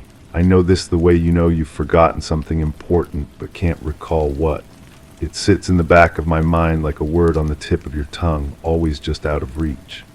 The feeling started about a month ago, maybe longer. Time feels fluid now, unreliable. I wake up some mornings with the taste of copper in my mouth and a certainty that something happened, something significant, but the details slip away like water through my fingers. I've been different since then, not in ways others would notice, but in small, persistent ways that gnaw at me. My reflection in the bathroom mirror sometimes takes a moment too long to catch up with my movements. The shadows in my peripheral vision seem denser, more deliberate, and there's this constant sensation of being watched, even when I'm completely alone. The house feels different too. Sounds carry differently than they used to. The refrigerator's hum has developed an odd warble, like it's struggling to maintain its frequency. The heating system clicks on and off with an irregular pattern that keeps me awake, but it's the stairs that bother me most. That fifth step that now creaks at the wrong moment, as if someone else is walking on it just after I do. I decided to investigate, not because I expected to find anything concrete, but because the not knowing was eating away at my sanity. I started in my bedroom, going through drawers and boxes I hadn't touched in months. That's when I found the voice recorder. It was tucked behind some old books on my nightstand, a small digital device I didn't remember owning. The battery was nearly dead, but it had enough power to show me there was a recording on it, one file lasting 43 minutes. The timestamp was corrupted, showing only static symbols where numbers should be. I plugged it into my computer and hit play. The first few minutes were just silence, but not empty silence. There was a quality to it, like the air itself was holding its breath. Then faintly I heard my own voice, but it sounded wrong, distant and hollow, as if I was speaking from the bottom of a well. "It's starting again," my voice said. "The lights are moving differently tonight. They're not following the usual pattern." I don't remember saying those words. I don't remember making this recording at all. The audio continued, and I heard myself describing something I couldn't visualize. I talked about lights that shifted and pulsed in ways that defied explanation, about sounds that seemed to come from inside my own head. My voice on the recording was calm, almost clinical, as if I was documenting something routine rather than extraordinary. "The frequency is changing," I heard myself say. "It's getting higher, almost like it's trying to match something, to synchronize with something else." As I listened, fragments began to surface. Not full memories, but impressions, like looking at objects through frosted glass. I remembered standing at my bedroom window, watching something in the distance. There had been lights, but not normal lights. They moved with purpose, creating patterns that seemed almost like communication. The recording crackled and my voice became more urgent. It's responding. I think it knows I'm watching. That's when the first real fragment hit me. I was at the window, my hands pressed against the glass. The night outside wasn't dark, it was filled with a strange, pale luminescence that seemed to come from everywhere and nowhere. The lights I'd been watching weren't distant anymore. They were close, so close I could see they weren't lights at all, but something else entirely. Something that pulsed and shifted like living tissue. The memory was gone as quickly as it came, leaving me dizzy and disoriented. I rewound the recording and listened again, hoping to trigger more fragments. My voice continued its clinical narration. The sound is different now, not mechanical, more organic, like breathing, but not quite right. The rhythm is off. As if summoned by the recording, I heard it. A faint sound coming from somewhere in the house, a soft, rhythmic noise that could have been breathing, but felt wrong in a way I couldn't articulate. It seemed to be coming from the walls themselves. I paused the recording and listened. The sound stopped immediately, as if it had been waiting for me to notice it. I hit play again. Something's happening to the power, my recorded voice said.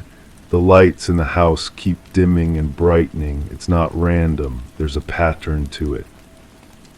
As soon as I heard those words, the lights in my room began to flicker, subtle at first, then more pronounced. The overhead fixture dimmed to almost nothing, then blazed bright enough to hurt my eyes, then settled back to normal. The pattern repeated 3 times before stopping. My heart was racing now, but I couldn't stop listening. I needed to know what had happened to me, even if my mind was trying to protect me from the memory. The recording jumped as if several minutes had been cut out. When my voice returned, it was different, strained. I can't see it directly. Every time I try to look at it, my eyes won't focus. It's like my brain is refusing to process what's there, but I know it's there. I can feel it watching me. Another fragment surfaced, stronger this time. I was no longer at the window. I was downstairs in the living room, but the room was wrong. The furniture was in the same places, but everything felt stretched, distorted. The ceiling seemed higher than it should be, and the walls curved slightly, as if I was inside a fishbowl. The air smelled like new plastic and cold blood, a combination that made my stomach turn. Something was behind me. I could feel its presence like a weight pressing against my back, but when I tried to turn around, my body wouldn't obey. I was frozen, forced to stare straight ahead at the far wall, where shadows moved independently of any light source. The fragment faded, leaving me gasping in my chair. The recording was still playing. I think it's been here before, my voice said. I found marks on the walls, patterns I don't remember making. They look like symbols, but not from any language I recognize. I got up and examined my walls. At first I saw nothing unusual, but as I looked closer, tilting my head to catch the light at different angles, I began to see them. Faint marks, almost invisible, carved or pressed into the paint. They formed intricate patterns that hurt to look at directly, geometric shapes that seemed to shift and crawl when I wasn't focusing on them completely. How had I not noticed these before? How long had they been there? The recording crackled again, and I heard something that made my blood freeze. In the background, behind my voice, there was another sound. Not the breathing I'd heard earlier, but something else. A low, rhythmic tapping like fingernails on glass, but the rhythm was wrong, too fast to be human. It's trying to communicate, my recorded voice said. The tapping follows a pattern, 3 short, too long, 3 short again. It repeats every few seconds. As I listened, the tapping in the recording grew louder, more insistent. And then, impossibly, I heard it in my room. The same pattern, the same rhythm, coming from the window behind me. I turned around slowly, afraid of what I might see. The window looked normal, but the tapping continued. 3 short, too long, 3 short. It was coming from the glass itself, as if something on the other side was trying to get my attention. But there was nothing there, just the empty night and my own reflection staring back at me. Except my reflection was wrong. It was delayed, moving a fraction of a second after I did, and its eyes were looking at something just over my shoulder, something I couldn't see. I spun around, but the room was empty. When I looked back at the window, my reflection had returned to normal, but I could swear I saw it smile before it synchronized with my movements. The recording was nearing its end. My voice had become barely a whisper. "I understand now," I heard myself say. "It's not trying to communicate with me, it's trying to become me. The patterns, the lights, the sounds, they're not random, they're instructions, a blueprint." The final fragment hit me like a physical blow. I was back in the living room, but now I could see what had been behind me.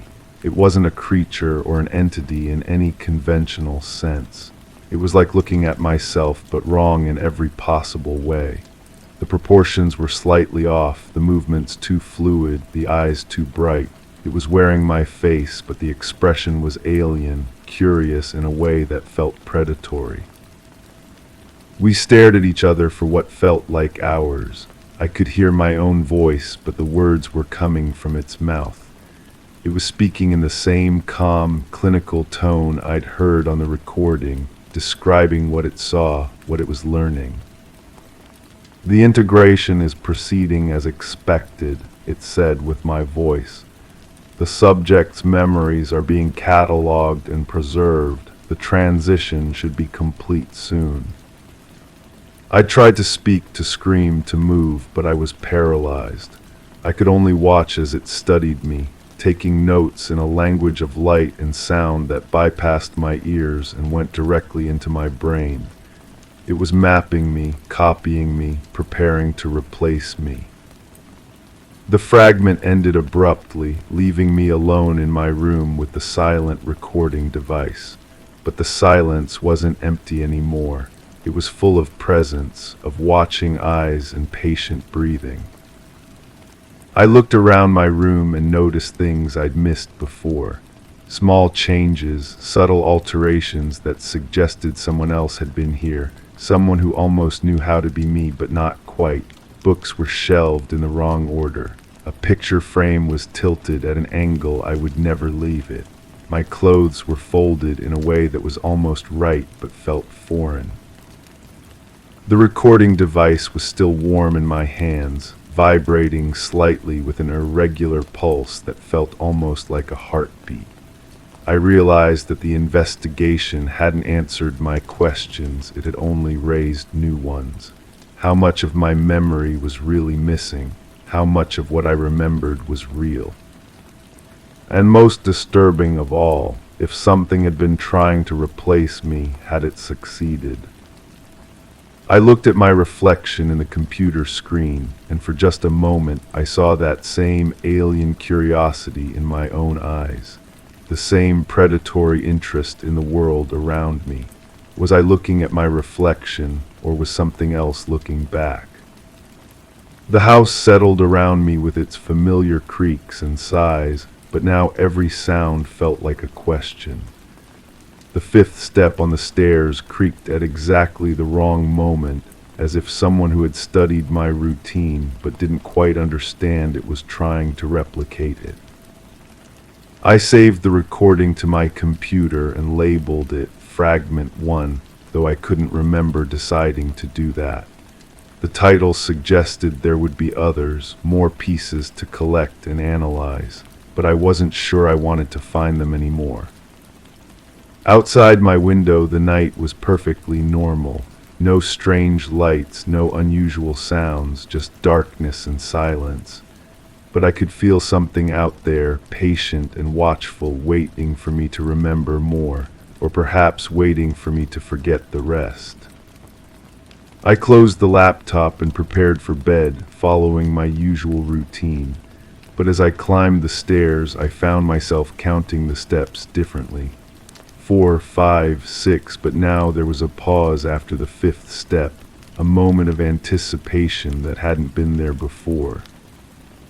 Or had it always been there, and I was just noticing it now?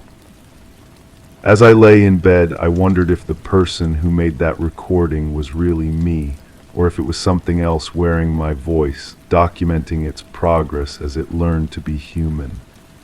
The thought should have terrified me, but instead I felt a strange sense of calm, as if everything was proceeding exactly as it should. The last thing I heard before sleep took me was that soft, rhythmic breathing coming from the walls, but now it sounded familiar, comforting even, like coming home after a long journey to find everything exactly as you left it. Almost exactly story 7. It smelled like cold metal, sharp and distinct, as if someone had cracked open a dusty toolbox nearby. Standing alone in the dim kitchen, I involuntarily shivered, my hand hovering over a neglected cup of coffee. The aroma didn't belong here. It belonged to another time, another place, where the air was thick with the scent of rust and regret. I turned, searching for the source among the hum of the refrigerator and the ticking clock. Each step teased a whisper from the past, an echo of tension and fear. It was always in the silence that it returned, hinting at an edge I didn't dare to remember. I knew I couldn't evade it forever. But there's nothing to evade, really. Nothing happened that night. I keep telling myself that because it's true. It was just my imagination running wild, the way it does sometimes when you're tired and your mind starts playing tricks on you. I wasn't even supposed to be out there in the first place. Just a walk, that's all it was. A simple walk to clear my head after a long day. The path through the woods behind my house is familiar territory. I've walked it hundreds of times, maybe thousands. Every route, every bend, every fallen log is mapped out in my memory. So when I tell you that nothing was different that night, you can believe me. The trees looked the same. The ground felt the same under my feet. Even the air tasted normal, if you can ignore that faint metallic tang that probably came from the old water pipes in the neighborhood. I didn't see anything unusual. The darkness was just darkness, the kind you'd expect when the moon is new and the streetlights don't reach that far into the trees.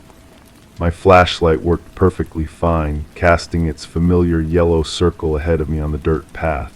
Nothing wrong with the beam at all, even though it seemed to stop short sometimes, like it was hitting something invisible about 10 feet ahead. But that's just how flashlights work in humid air. Everyone knows that. The silence was normal too. Woods are quiet at night. That's natural. Sure, it felt a little too quiet, like someone had turned down the volume on the whole world, but I was probably just noticing it more because I was paying attention.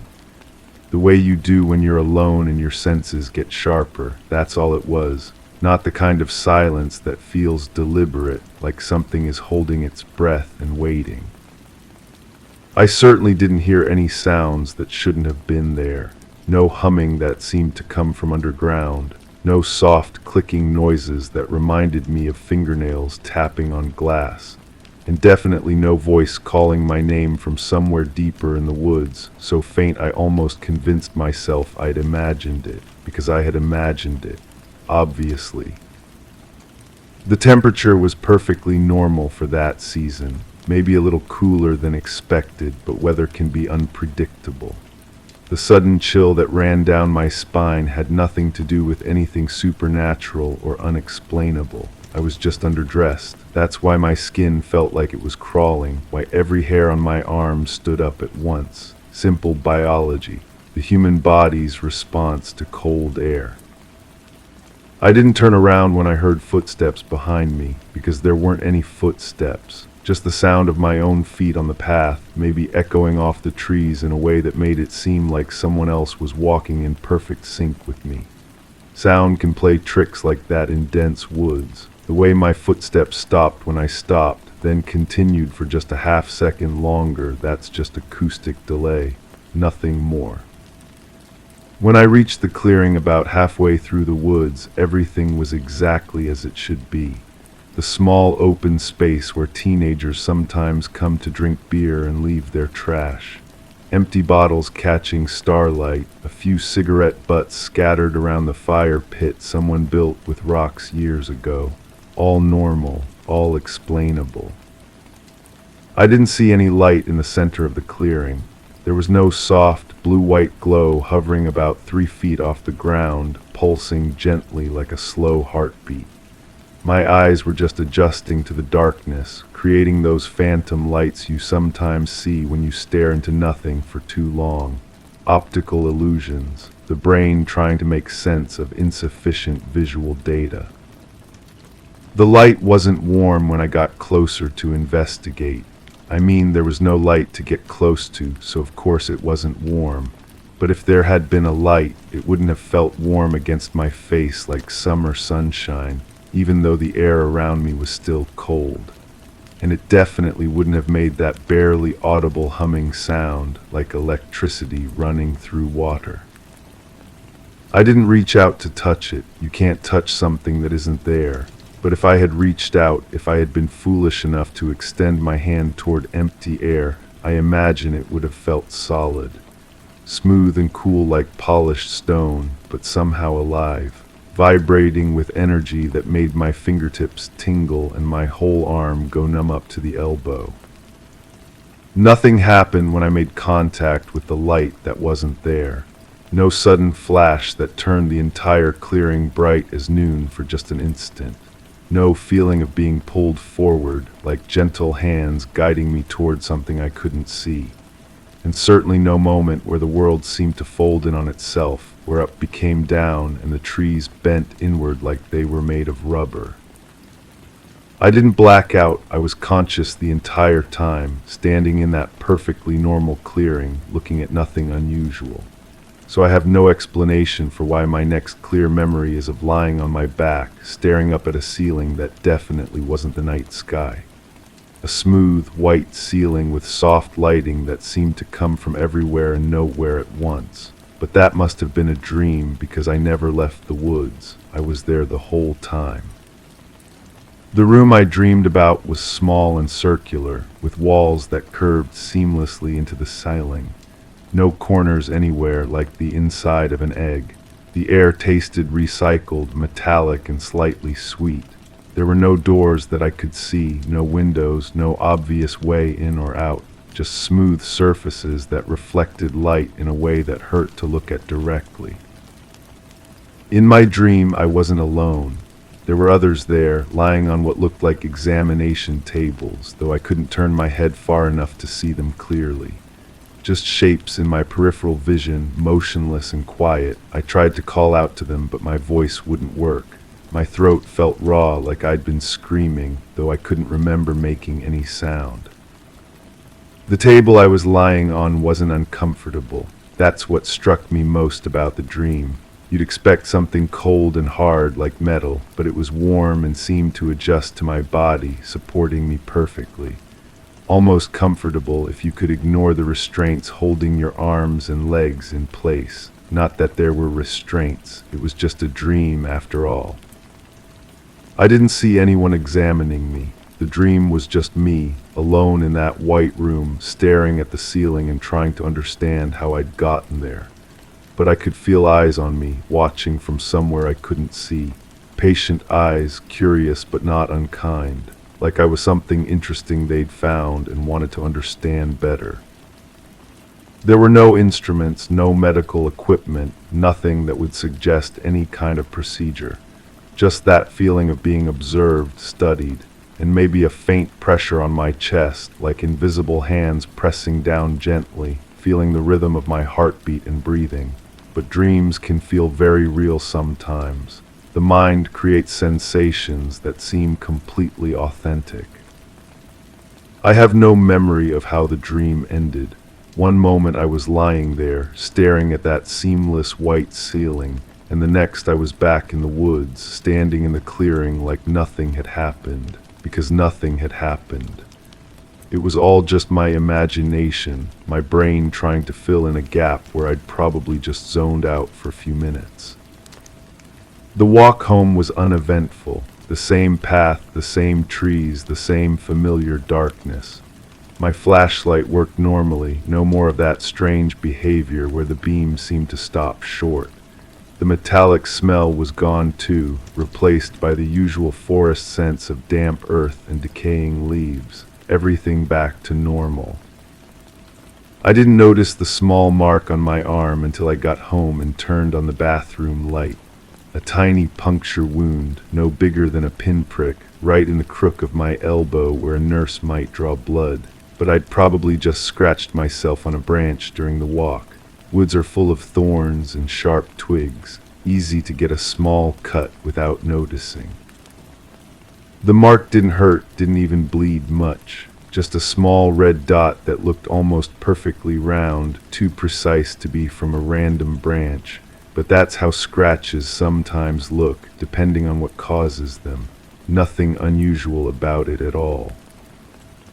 I slept well that night. No dreams that I can remember, no nightmares about white rooms or invisible watchers, just peaceful, dreamless sleep. The kind you get when you're tired from a long walk and your body needs to recover. I woke up refreshed, feeling normal, ready to start a new day. The only odd thing was finding my clothes neatly folded on the chair beside my bed. I don't remember taking them off, don't remember folding them so carefully. Usually I just drop everything on the floor when I'm tired, but I must have been more alert than I thought. People do things automatically sometimes, without really thinking about it. My shoes were clean too, which was strange because I distinctly remember walking through mud near the creek. The soles should have been caked with dirt, maybe some leaves stuck in the treads. Instead, they looked almost new, like someone had cleaned them thoroughly while I slept. But I live alone, so that's impossible. I must have cleaned them myself and forgotten about it. The next few days passed normally. Work, meals, the usual routine. I didn't think much about that night in the woods. Why would I? Nothing happened that was worth remembering. Just a walk that turned into a brief daydream, the kind of thing that happens to everyone. But I did start noticing things, small things that probably didn't mean anything.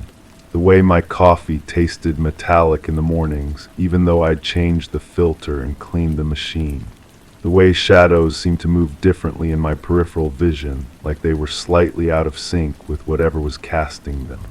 The way certain sounds made me freeze for just a moment, my heart racing for no reason I could identify. I also started waking up at the same time every night, not according to any clock, but I could feel it happening, like something was calling me. A gentle pull toward consciousness that brought me from deep sleep to wide awake in an instant. I'd lie there in the darkness, listening to nothing, feeling like I was supposed to be somewhere else. Sometimes I'd find myself standing at the window, looking out toward the woods, though I never remembered getting out of bed. Just suddenly aware that I was there, barefoot on the cold floor, staring into the darkness between the trees. Waiting for something, though I couldn't say what. The dreams started about a week later, not dreams about white rooms or examination tables. I never had those dreams. These were different. Dreams about walking through my own house, but everything was slightly wrong. Doors in places where there should be walls. Rooms I'd never seen before, filled with furniture that didn't belong to me. And always that metallic smell, stronger in the dreams than it ever was in waking life. In one dream, I opened a closet door and found myself looking into that white, circular room again, the one that was just my imagination. I could see the examination table where I'd never lain, could hear the soft humming sound that I'd never actually heard. But when I tried to step through the doorway, I woke up, heart pounding, sheets soaked with sweat. I started avoiding the woods, not because anything had happened there, but because they made me uncomfortable now. The path that had once been familiar and welcoming now seemed somehow threatening, like it was waiting for me to come back, patient but insistent. I found other places to walk, other ways to clear my head after long days. But I could still smell it sometimes. That metallic scent that had nothing to do with old pipes or toolboxes. It would hit me at random moments in the grocery store or driving to work, and for just an instant I'd be back in that clearing, reaching toward a light that wasn't there, feeling those invisible hands guiding me towards something I couldn't understand. The mark on my arm faded after a few weeks, but I kept touching the spot where it had been. A nervous habit I couldn't seem to break. Sometimes I'd catch myself rubbing the skin there, feeling for something that was no longer visible, as if my body remembered something my mind refused to acknowledge. People started commenting on how tired I looked, friends asking if I was sleeping well, if everything was okay. I told them I was fine because I was. Nothing had changed in my life, nothing had happened to disturb my routine. I was the same person I'd always been, just maybe a little more aware of things I'd never noticed before. Like the way streetlights sometimes flickered when I walked under them, or how electronic devices occasionally malfunctioned in my presence, screens going static for a few seconds before returning to normal. Small glitches that probably had nothing to do with me, just coincidences that I was noticing more because I was paying attention. I stopped telling people about my walk in the woods, not because there was anything to hide, but because it seemed pointless to discuss something so ordinary. A simple walk that led to a brief moment of daydreaming, followed by a peaceful night's sleep. Who would find that interesting? But sometimes when I'm alone and the house is quiet, I catch myself planning another walk, thinking about that path through the trees, wondering if the clearing looks the same as it did that night, wondering if I'd see that light again, the one that was never there, wondering if those gentle, invisible hands are still waiting to guide me back to the place I never went. I won't go, of course, there's no reason to. Nothing is calling me back because nothing ever called me in the first place. It was all just imagination, just the mind's way of creating mystery where none exists. I'm perfectly content to stay home, to find other ways to spend my evenings, to avoid that particular path through the woods. But tonight, as I stand here in my kitchen, breathing in the sharp scent of cold metal that has no source, I can feel that familiar pull. That gentle insistence that it's time to take another walk. And despite everything I've told myself, despite all my rational explanations and careful denials, I find myself reaching for my jacket. Because maybe, just maybe, I need to see for myself that there really is nothing there. Story 8. It was a faint patter like fingertips drumming on hollow wood. The rhythm was quick, almost playful, but it came from the attic I never used. I froze midway up the stairs, gripping the railing as if it might unveil the source of the noise. The tapping continued, echoing in my chest, bouncing off memories that skittered away before I could fully catch them. It shouldn't have been possible for anything to move up there. The overhead bulb flickered, casting a spinning shadow that sprinted across the walls. Each beat of the sound tugged deeper, back to a place I didn't want to go. I hadn't felt that presence since everything changed, but now it felt like I'd never left it behind. To whoever finds this letter, if anyone ever does, I don't know why I'm writing this. Maybe because I can't carry it anymore. Maybe because I'm tired of pretending everything is normal when my reflection has been looking at me wrong for months now. You won't believe what I'm about to tell you. I wouldn't have believed it either before. I've been keeping this secret buried so deep I sometimes forget it happened at all. But forgetting doesn't make the weight disappear. It just makes it heavier, like water soaking into wood until the whole structure starts to rot from the inside. I wake up some mornings, and for just a moment I think I'm still the person I was before. Then I catch sight of my hands and they look foreign, like they belong to someone else who's been wearing my life. That's why I'm writing this, because I need to put it somewhere outside of myself before it consumes what's left of me, before I disappear completely. The tapping, it always comes back to the tapping. But it wasn't the first time I heard it. No, that sound has been following me for how long now? Time feels different since it happened, stretched thin in some places, bunched up in others. I'll look at the clock and hours have passed without me noticing, or I'll sit for what feels like an entire day and only minutes have gone by. The first time I was in my kitchen, just standing there holding a cup of coffee that had gone cold in my hands. The ceramic felt rough against my palms like sandpaper, though it had always been smooth before.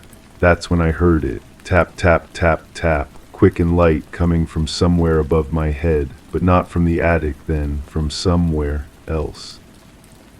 I looked up at the ceiling, and for a moment I swear I saw the paint ripple, like water disturbed by a stone, but when I blinked it was just paint again, just a ceiling. Just my imagination, I told myself, just stress. God, how many times did I tell myself it was just stress? The coffee cup slipped from my hands. I remember watching it fall, watching the dark liquid arc through the air and thinking how beautiful it looked, how peaceful. The crash when it hit the floor sounded like music, like tiny bells ringing in harmony. I stood there for the longest time, just staring at the broken pieces, listening to that tapping fade away into silence. That was the beginning, or maybe it was the middle. Maybe it had been going on for longer than I realized, and I just hadn't been paying attention. Maybe I'd been sleepwalking through my own life until that moment when the sound finally broke through. You have to understand I was normal before this, whatever normal means. I went to work, came home, watched television, slept 8 hours a night. I had routines. I had patterns. I had a life that made sense, even if it wasn't particularly exciting. Now I can barely remember what any of that felt like. The tapping came back the next night, and the night after that, always from above, always with that same playful rhythm. Tap, tap, tap, tap, pause, tap, tap, tap, tap, like someone trying to communicate in a language I almost understood but couldn't quite grasp. I started sleeping downstairs on the couch, but it didn't matter. The sound followed me. Sometimes it came from the ceiling, sometimes from inside the walls. Once, I swear it was coming from inside my own chest, like my heartbeat had learned a new song. That's when I started to change. It was subtle at first, little things. My reflection in the bathroom mirror seemed to lag a half second behind my movements. My shadow fell at the wrong angle, even when the light source was obvious. Food tasted different, not bad exactly, just muted, like I was experiencing everything through a thin layer of glass. I tried to tell myself it was all in my head, stress like I'd thought before. Maybe I needed to see someone, talk to someone. But every time I picked up the phone to make an appointment, my fingers wouldn't work right. They'd move too slowly or too quickly or in directions I hadn't intended. The numbers on the keypad looked foreign, like symbols from a language I'd never learned. The worst part was the watching. Not being watched, though that came later. No, the worst part was that I couldn't stop watching myself. I became hyper-aware of every movement, every breath, every blink. I'd catch myself staring at my own hands as they moved, fascinated and horrified by the way they seemed to belong to someone else. I'd spend hours in front of mirrors, trying to figure out what was wrong with my reflection. why it felt like looking at a stranger wearing my face. Sleep became impossible, not because of the tapping, though that continued, but because closing my eyes felt dangerous.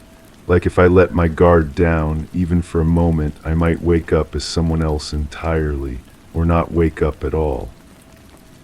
I started seeing things in my peripheral vision, quick movements that vanished when I turned to look directly, shadows that were too dense, too dark, moving independently of their sources.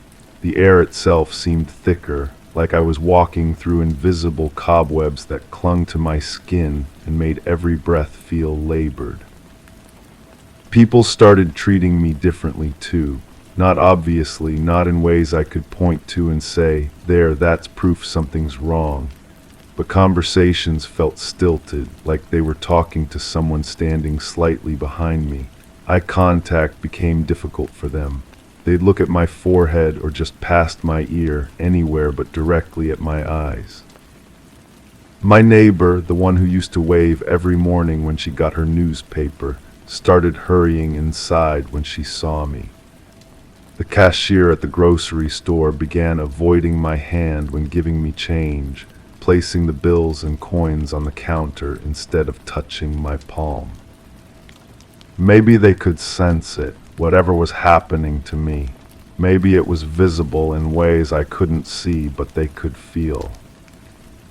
The tapping grew louder, more insistent.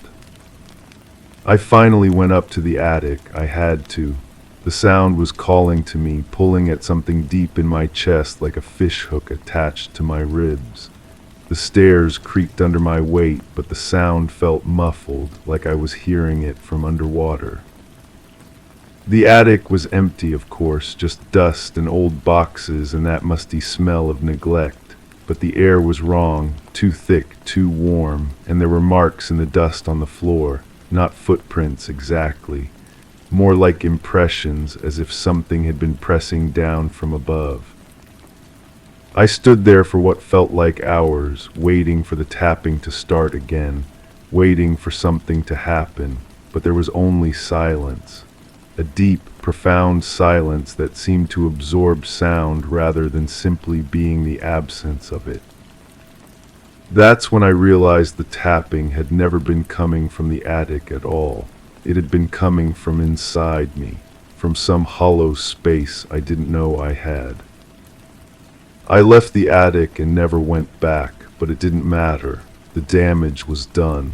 Whatever had been trying to communicate with me had finally made contact. The changes accelerated after that. My voice started sounding different, not to me, but to others. I could tell by the way they tilted their heads when I spoke, like they were straining to understand a foreign accent. Phone calls became impossible. People would ask me to repeat myself over and over, then eventually hang up in frustration. My handwriting changed too. The letters became more angular, more deliberate. Sometimes I'd write words I didn't remember deciding to write. Nothing dramatic or frightening, just different words than the ones I'd intended. Like my hand was translating my thoughts into a language that was almost, but not quite, the same. I stopped going to work, not because I decided to, but because when I showed up, they acted like they weren't sure who I was. My ID badge stopped working. My computer password was rejected. When I tried to explain, they looked at me with polite confusion, like I was a stranger who had wandered in off the street. Maybe I was. The watching feeling started around then. Not just my own self-awareness, but the sense that something else was observing me, something patient and curious, like a scientist studying an interesting specimen. I'd feel eyes on me even when I was alone, even in rooms with no windows, even in the dark. I began to suspect that whatever had been tapping was no longer outside trying to get in. It was inside looking out. Using my eyes to see the world, my ears to hear, my hands to touch, learning how to be human by wearing my life like an ill-fitting costume.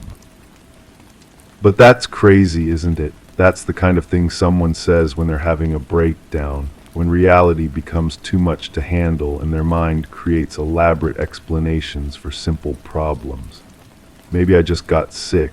Maybe there's a medical explanation for all of this. Brain tumor, chemical imbalance, some kind of neurological disorder that makes everything feel strange and disconnected.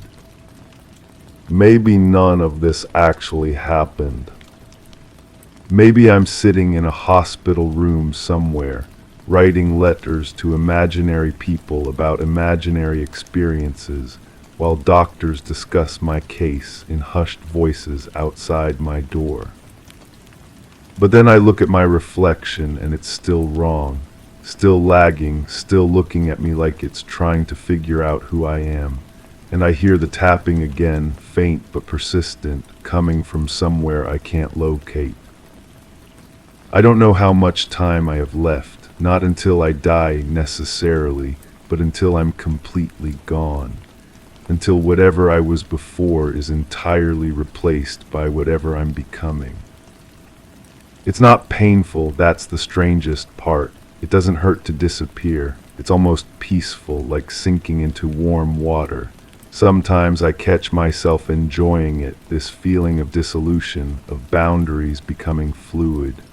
Then I remember that I should be afraid, and I try to hold on to who I was. But who was I really? When I try to remember my life before the tapping started, it all seems so vague. Like a movie I saw once but can't quite recall. Did I have friends, family, people who loved me and would miss me if I were gone? The memories are there, I think, but they feel borrowed, like stories someone told me about a person I used to know. Maybe that's how it works. Maybe it doesn't just take over your body and mind. Maybe it takes over your past too, rewriting your history until you can't remember what was real and what was always just an elaborate dream. I've been writing this letter for hours now, or maybe days. The light outside my window hasn't changed, which should be impossible, but nothing follows the old rules anymore. My hand keeps moving across the page even when I'm not thinking about what to write. The words just flow out of me like water from a broken pipe. Sometimes I stop and read what I've written, and I don't remember forming these sentences. The handwriting looks like mine, but different, more confident maybe, or more resigned. I wonder if you'll be able to tell the difference, if you'll notice the exact moment when I stopped writing and something else took over. Maybe it already happened. Maybe I've been gone for paragraphs now, and what's left is just an echo, a recording playing back memories of what it felt like to be human. The tapping has stopped. I just realized that. When did it stop? Was it when I finally acknowledged what was happening, or was it earlier when I stopped fighting and started accepting? The silence is deeper now than it was in the attic. It's the silence of completion, of a job finished. Whatever was trying to get in has succeeded. Whatever was trying to get out has finally escaped. I should be terrified. I should be screaming, fighting, clawing my way back to whoever I used to be. But I'm not. I'm calm, peaceful, like I'm finally where I belong, even if I don't understand where that is. If you're reading this, maybe it means I managed to leave some trace of myself behind, some proof that I existed, even if I can't quite remember what that existence felt like. Maybe you'll understand what happened to me better than I do. Maybe you'll find some meaning in all of this that I couldn't see. Or maybe you'll just think this is the rambling of someone who lost their mind. Maybe that's all it ever was. I can feel myself fading now, not dying, just becoming less, like a photograph left in sunlight, slowly bleaching away until only the faintest outline remains. Soon there will be nothing left but the shape of where I used to be. The tapping is starting again, but it's different now. Slower, more deliberate, more satisfied. I think it's coming from me. Story 9. It wasn't the first time the clock showed midnight when it shouldn't have. The ticking had its own rhythm, seeming to skip a beat now and then. I noticed the mail was again stacked differently, letters neatly aligned in a way they never were before. The hallway seemed too quiet, as if waiting for something unspoken. I didn't look out the window, though the blind was slightly askew, letting in a sliver of the streetlight that didn't belong. I straightened the magazines on the coffee table, even though no one had been reading them. The air was thicker than usual, carrying a scent that was almost familiar. I poured myself a glass of water and left it untouched. My shoes were still at the door, but they shouldn't have been. I let the clock keep ticking. I'm trying to remember, that's what I keep telling myself. I'm trying to remember what happened, but the pieces don't fit together the way they should. Like trying to complete a puzzle when half the pieces belong to a different picture entirely. The edges are sharp, cutting into my thoughts when I handle them too roughly. There was a sound, I remember that much. A low hum that seemed to come from inside the walls themselves. Or maybe it was inside my head. The distinction blurs when I focus too hard on it. The hum had weight to it, pressing against my eardrums like water at the bottom of a deep pool. I can still hear it sometimes, especially in the quiet moments between thoughts. My hands shake when I write this, not from fear exactly, more like recognition, like my body remembers something my mind refuses to acknowledge. The carpet in the living room has an indentation, rectangular, as if something heavy sat there for a long time. I don't remember moving any furniture. I don't remember owning anything that would leave such a mark. But there it is, pressed into the fibers like a fossil in stone.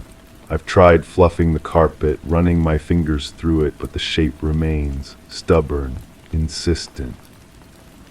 Sometimes I catch myself staring at it. Minutes pass, maybe hours. Time moves strangely now, like thick syrup poured from a great height. I lose chunks of it without meaning to.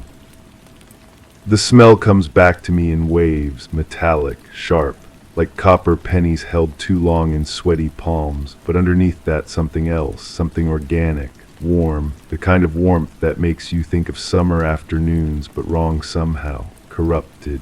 I've scrubbed every surface in the house, but the smell lingers in the corners of my perception. I found a photograph tucked inside a book I don't remember reading. The image is overexposed, washed out by too much light. I can make out shapes, figures, but their faces are bleached white, featureless. One of them might be me. The posture looks familiar, the way the shoulders slope, but I can't be certain of anything anymore. The photograph feels important, crucial, like a key that doesn't quite fit the lock but comes close enough to make you keep trying.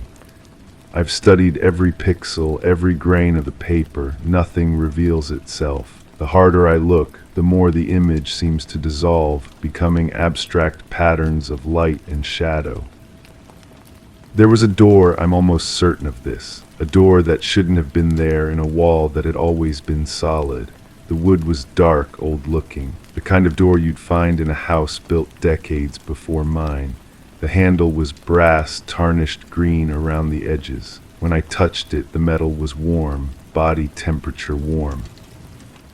But when I try to remember opening it, the memory fractures, splits into 1,000 tiny pieces that cut my thoughts. Behind the door was light, brilliant, searing light that made my eyes water. And beyond the light, movement, shapes that defied easy description. Organic but wrong, familiar but impossible. I think I opened the door, I think I stepped through. But what happened next lives in a space between remembering and forgetting, where thoughts go to hide from themselves. My reflection in the bathroom mirror looks different now. Subtle changes that I can't quite pinpoint. The angle of my jaw, the distance between my eyes, or maybe it's the way I look at myself, like I'm seeing a stranger wearing my face. The mirror is the same one I've had for years, but sometimes I catch glimpses of other reflections in its surface. Faces that aren't mine, expressions I've never made. The water from the faucet tastes wrong. Not bad exactly, just different, heavier. Like it's carrying something dissolved within it that shouldn't be there. I've stopped drinking from the tap. I buy bottles now, but even those taste strange after sitting in the house too long. As if the air itself is changing the molecular structure of everything it touches. There were voices, whispered conversations just below the threshold of understanding. They came from the vents, the spaces between walls, the gap under the basement door. Never loud enough to make out words, but persistent enough to make me question my sanity. The rhythm was wrong for human speech, too measured, too deliberate, like a recording played at the wrong speed. I recorded myself sleeping, thinking I might catch something. The audio file is mostly silence, punctuated by my own breathing, but there are gaps, moments where the sound cuts out entirely, creating pockets of absolute nothing. Digital silence is different from natural quiet. It has a quality that makes your ears ring with its absence. In those gaps, I imagine the voices returning. Not imagine, remember, the distinction has become meaningless. The basement door is locked from the inside. I don't remember locking it. I don't remember having a key, but when I try the handle, it won't turn. The wood around the lock is scratched, as if someone tried to claw their way out or in. The scratches are deep, gouged into the grain with desperate intensity. I put my ear to the door sometimes. The silence on the other side is too complete, too perfect. Like the absence of sound itself has weight and presence. I knock, and the sound is swallowed immediately, as if the air beyond the door is too thick to carry vibrations. My dreams have changed. They're not dreams anymore exactly, more like memories that belong to someone else. I see rooms I've never been in, faces I've never met, events that couldn't have happened to me, but they feel real. More real than my waking life, which has taken on a dreamlike quality of uncertainty and displacement. In one recurring vision, I'm sitting in a chair that isn't in my house. The room is too bright, lit by sources I can't identify. There are others present, but they exist in my peripheral vision, vanishing when I try to look directly at them. Someone is speaking, but the words reach me as if filtered through water. Important words. Words that would explain everything if I could just focus hard enough to understand them. I wake from these episodes with the taste of copper in my mouth and indentations on my wrists, as if I've been gripping something too tightly. But my hands are empty. They're always empty. The mail keeps arriving in that neat stack, perfect alignment, edges flush. No human being arranges mail like that. It's too precise, too mechanical. I've watched from the window trying to catch whoever is doing it, but I never see anyone. The mail simply appears, transformed from the scattered pile I left it as into something that looks like a computer organized it. Some of the letters aren't addressed to me. The names are similar but wrong. Close enough to make the postal service deliver them, but different enough to make me question whether I know my own identity. I open them anyway. The contents are mundane, bills, advertisements, appointment reminders, but they're for a life that isn't quite mine. A parallel existence where I have different habits, different needs, different obligations. The appointments are the worst part. Medical visits I never scheduled. Procedures I don't remember agreeing to.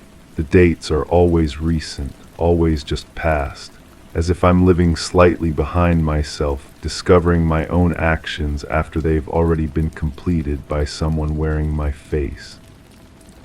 I called one of the numbers. The receptionist knew my voice, thanked me for being such a cooperative patient, said the results were promising and that the doctor was pleased with my progress. When I asked what treatment I was receiving, she paused. The silence stretched too long before she said she wasn't authorized to discuss details over the phone. The line went dead before I could ask anything else. My phone shows calls I don't remember making, long conversations with numbers I don't recognize. The call logs are detailed, timestamps and durations that prove these conversations happened, but I have no memory of them. Hours of my life spent talking to strangers about subjects I can't recall. When I dial the numbers back, they're disconnected, not just busy or out of service. Disconnected in a way that makes the phone company claim they never existed, but there they are in my call history, digital proof of contact with phantom numbers that reach nowhere. The house settles differently now. Old houses make noise as they adjust to temperature changes, but these sounds are new, deliberate, like footsteps in rooms I'm not occupying, like furniture being moved by careful hands. I investigate, but everything is always exactly where it should be. Yet the sounds continue, following patterns that suggest purpose rather than random settling. I've started mapping the sounds, drawing floor plans and marking where each noise originates. The pattern is complex but consistent. Someone or something is moving through my house with the confidence of familiarity. They know which floorboards creak, which doors stick, which rooms echo. They know my house better than I do. The refrigerator hums a different tune now, not the steady drone of mechanical operation, but something more complex, almost musical. When I listen carefully, I can almost make out a melody, something I might have heard before in a context I can't remember. The tune gets stuck in my head, playing on repeat until I catch myself humming along. Food spoils faster than it should. Milk turns sour within hours of opening. Bread develops mold overnight. Fruit withers and browns as if time moves faster inside my refrigerator. But some items last longer than they should. A carton of eggs with an expiration date from weeks ago remains perfectly fresh.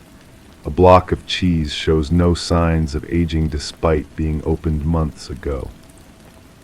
The inconsistency is what disturbs me most. If everything spoiled quickly, I could blame the appliance. If everything lasted too long, I could assume some kind of preservative contamination. But the random nature of it suggests intention, as if something is selecting what decays and what endures according to criteria I don't understand. I found hair in the shower drain that isn't mine. The color is close but not exact. The texture is similar but wrong, like someone with almost identical DNA used my shower. The hair is too long to be mine, too short to belong to anyone who might have visited. It exists in that uncanny valley between familiar and foreign that makes my skin crawl when I touch it. The water pressure changes when I'm not looking. I'll step into the shower expecting the usual flow, only to be hit by a torrent or barely a trickle. The temperature fluctuates wildly, scalding hot to ice cold without warning. But when I examine the fixtures, everything appears normal. The handles are in the positions I left them. The shower head shows no signs of blockage or damage. It's as if the house is testing me, seeing how much strangeness I'll accept before I break. Each day brings new impossibilities wrapped in the mundane routine of domestic life. I've stopped questioning most of them. Acceptance is easier than the constant struggle to make sense of senseless things. My handwriting is changing, subtle shifts in the formation of letters, the slant of words, the pressure of pen on paper. I compare recent writing to older samples and see the gradual transformation. It's still recognizably mine, but evolving towards something else, someone else. As if my hand is learning to write in a different person's style. Sometimes I catch myself writing words I don't remember thinking. My hand moves across the page with automatic precision while my mind wanders elsewhere. When I focus on what I've written, the words make no sense. Random phrases in languages I don't speak. Symbols that look almost like letters but belong to no alphabet I recognize. The writing feels important, urgent, like my subconscious is trying to communicate something my conscious mind refuses to acknowledge. I've filled notebooks with these automatic scribblings, hoping to find patterns or meaning. But the harder I analyze them, the more they seem to shift and change, like text written in disappearing ink. Sleep brings no rest anymore. I lie in bed for what feels like hours, but the clock suggests only minutes have passed. Or I close my eyes for what seems like moments and discover that entire nights have vanished. Time moves like a broken film reel, skipping frames and repeating sequences until I can't tell what's memory and what's repetition. The bed itself feels different. The mattress has developed new contours, as if shaped by a body that isn't quite mine. The pillows hold indentations that don't match my sleeping position. Sometimes I wake to find the sheets arranged in ways I never leave them, tucked and folded with hospital precision. I've started sleeping on the couch, but the same strangeness follows me. No matter where I rest, I wake with the feeling that someone else has been using my body while I was unconscious, borrowing it for purposes I'm not meant to understand. The windows fog up from the inside, even when the temperature differential doesn't warrant it. The condensation forms patterns, not random droplets, but deliberate shapes, geometric designs that look almost like writing. I try to photograph them, but they vanish the moment I point a camera in their direction. The images show only clear glass, as if the patterns exist only for my eyes.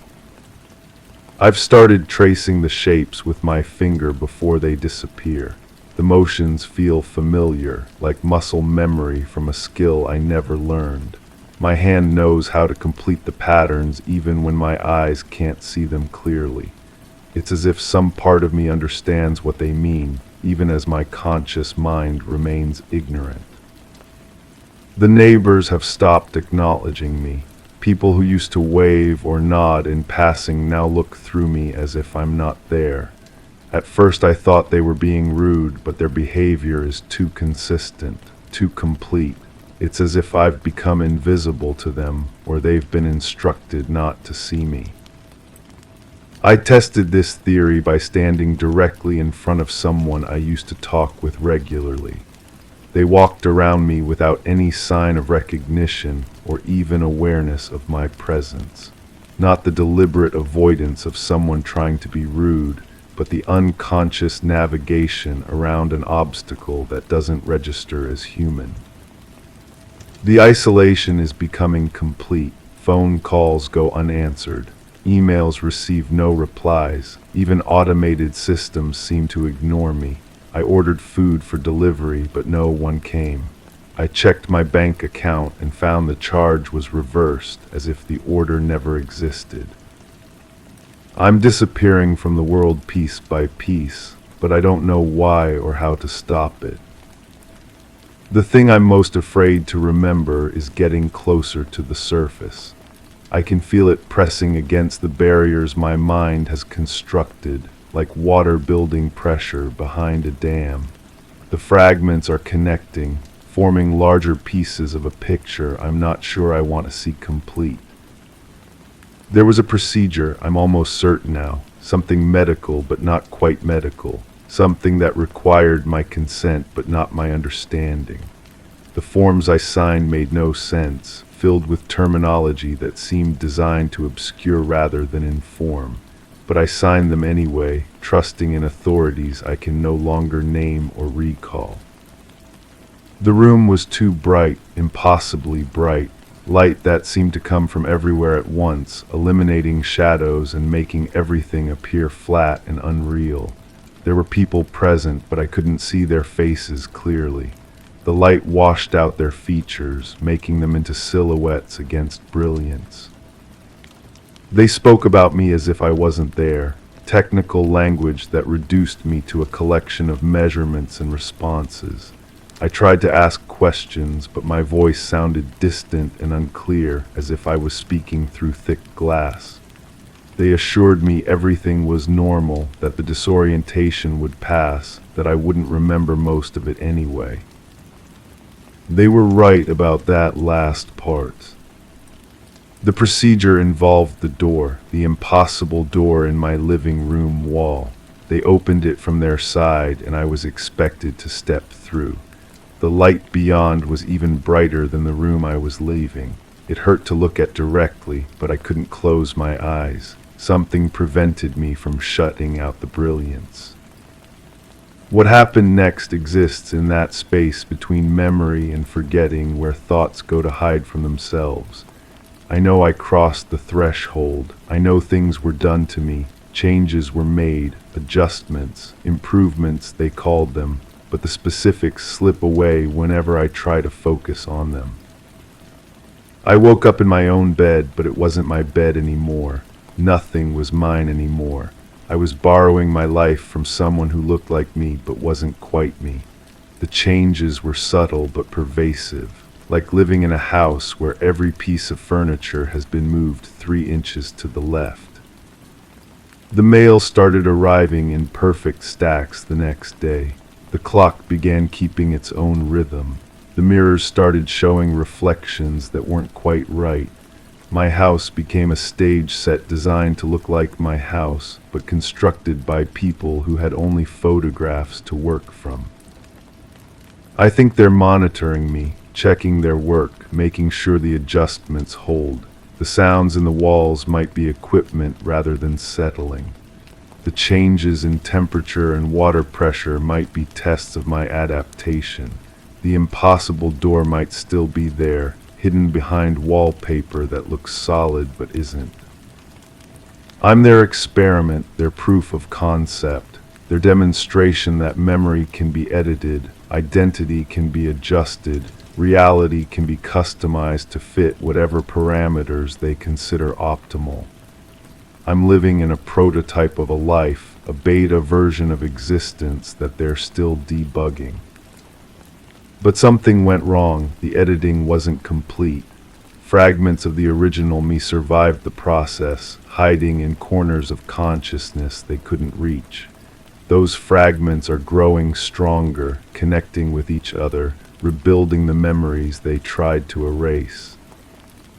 I'm starting to remember who I was before they made me into who I am now. The knowledge is dangerous. They didn't expect me to recover this much of myself. The perfect stacks of mail and the precisely timed clock irregularities are signs of their growing concern. They're increasing the monitoring, adjusting the parameters, trying to push me back into the acceptable range of their experiment. But it's too late. The dam is cracking. The water is starting to seep through. Soon it will burst entirely, and I'll remember everything they tried to make me forget. I'll know what they did to me, why they chose me, what they're planning to do to others. The thing that scares me most isn't what they did, it's what I'm becoming as the memories return. The person I was before wasn't entirely human either. That's why they chose me. That's why the procedure worked. That's why I'm able to remember despite their best efforts to make me forget. I'm changing back into something they never intended to create. Something that exists in the space between what I was and what they tried to make me. Something new and impossible and angry. The door is starting to reappear, faint outlines in the wall where it used to be. The brass handle is beginning to show through the wallpaper like a bruise becoming visible under skin. Soon I'll be able to open it from this side. Soon I'll be able to step through and find the bright room where they're waiting for me. But this time I'll be ready for them. This time I'll remember everything. This time I won't be their passive subject lying still under lights too bright to look at directly. The clock just struck midnight again, even though it should be morning. The mail is stacked in perfect alignment. The air is thick with the scent of copper and something else, something organic and warm and wrong. I can hear them moving in the walls now, getting ready, preparing for the next phase of whatever they're doing to me. But they don't know that I'm preparing too. They don't know that their failed experiment is about to become something they never planned for. The memories are almost complete now. I can feel them clicking into place like puzzle pieces finding their proper positions. Soon I'll know everything. Soon I'll be whole again, or as whole as something like me can ever be. I'm going to stop writing now, not because I'm finished, but because they're almost here. I can hear them in the hallway, moving with that careful precision that suggests they know exactly where every creaking floorboard is located. They're coming to check on their work, to make sure their adjustments are still holding. They're going to be very surprised by what they find. The door is fully visible now. The handle is warm under my palm, body temperature warm, ready to turn. Something has reawakened, the memories are growing stronger, and I'm finally beginning to remember what I really am. Story 10. The curtains in the living room seem to hold their breath, the gentle sway too deliberate for the absent breeze. I sat motionless, half embedded in the old armchair that creaked under the weight of my stillness. The clock on the mantel ticked gently, a rhythmic punctuation to the silence that pressed against my thoughts. Outside, a branch tapped against the window, persistent and uneven. It felt as if the walls themselves were waiting, anticipating some unspoken cue. The room was familiar, comforting even, yet I couldn't shake the feeling of being observed, as if eyes peered through the threads of cloth. I promised myself to move if the curtains stilled completely, but instead they billowed further open, revealing more of the night. I've been sitting here for what feels like hours, trying to remember. There's something missing from my mind, carved out clean as a surgeon's blade. I know something happened to me. I know because of the way my reflection looks different now, the way my own voice sounds foreign in my throat. There's a hollow space where a memory should be, and it aches with the persistence of a phantom limb. The feeling started 3 weeks ago. I woke up in my own bed in my own house, but nothing felt quite right. My clothes were folded differently than I remember folding them. The coffee maker was unplugged, though I never unplug it. Small things, insignificant things, but they accumulated like dust in corners, impossible to ignore. I've been different since then. People notice it too, though they can't put their finger on what's changed. My coworkers glance at me sideways during meetings. The cashier at the grocery store held my gaze a moment too long, as if trying to place where she'd seen me before. Even my own hands feel unfamiliar sometimes, like they've been doing things I don't remember doing. But today I found something. It was wedged behind my desk drawer, a small digital recorder I don't remember owning. The kind journalists use, sleek and black with tiny buttons worn smooth from use. When I picked it up, it felt warm against my palm, and there was something else, something that made my skin crawl. It vibrated, not constantly, but in irregular pulses, like a heartbeat that couldn't find its rhythm. The display showed a single file, recorded on a date I can't quite place in my recent memory. The duration reads 47 minutes. I've been staring at the play button for an hour now, my finger hovering over it like it might burn me. There's something about this device that makes my stomach turn, makes the air in the room feel thick and strange. I press play. Static fills the room, but it's not ordinary static.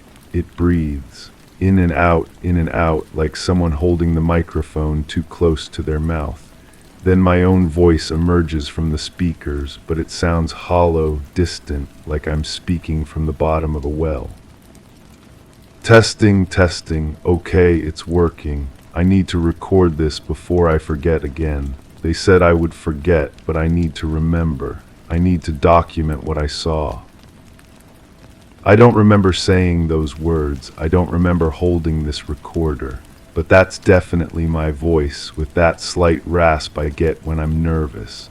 The recording continues, and I lean forward, straining to catch every word. The lights started around midnight, not regular lights. They moved wrong, like they were swimming through the air instead of flying. And the sound they made, God, the sound, it wasn't mechanical. It was organic, wet like something breathing underwater. My blood goes cold. I have no memory of experiencing anything like this, but as the words wash over me, images begin to flicker in my mind.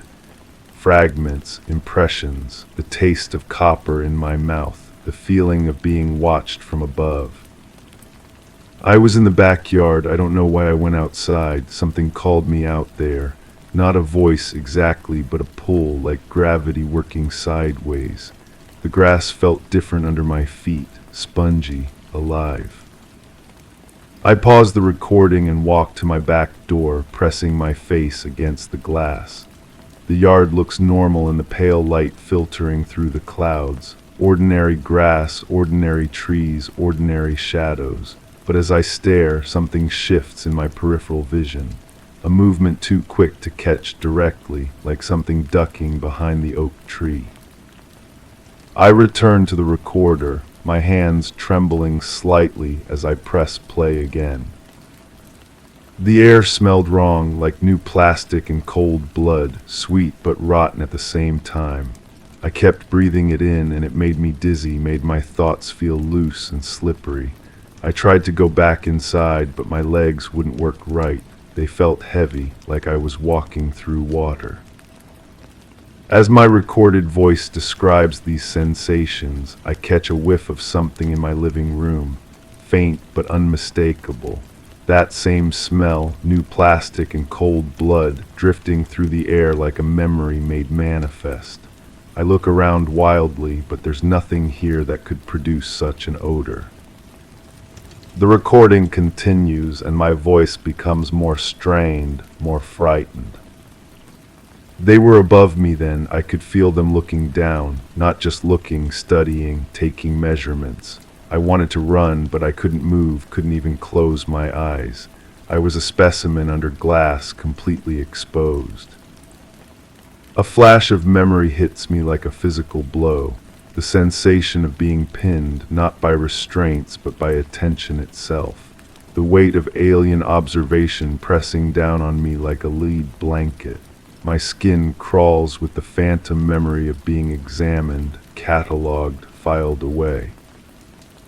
I fast forward through several minutes of static and heavy breathing until my voice returns, barely a whisper now.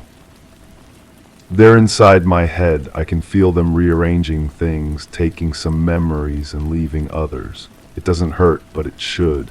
It should hurt more than anything, but instead it feels like drowning in warm honey.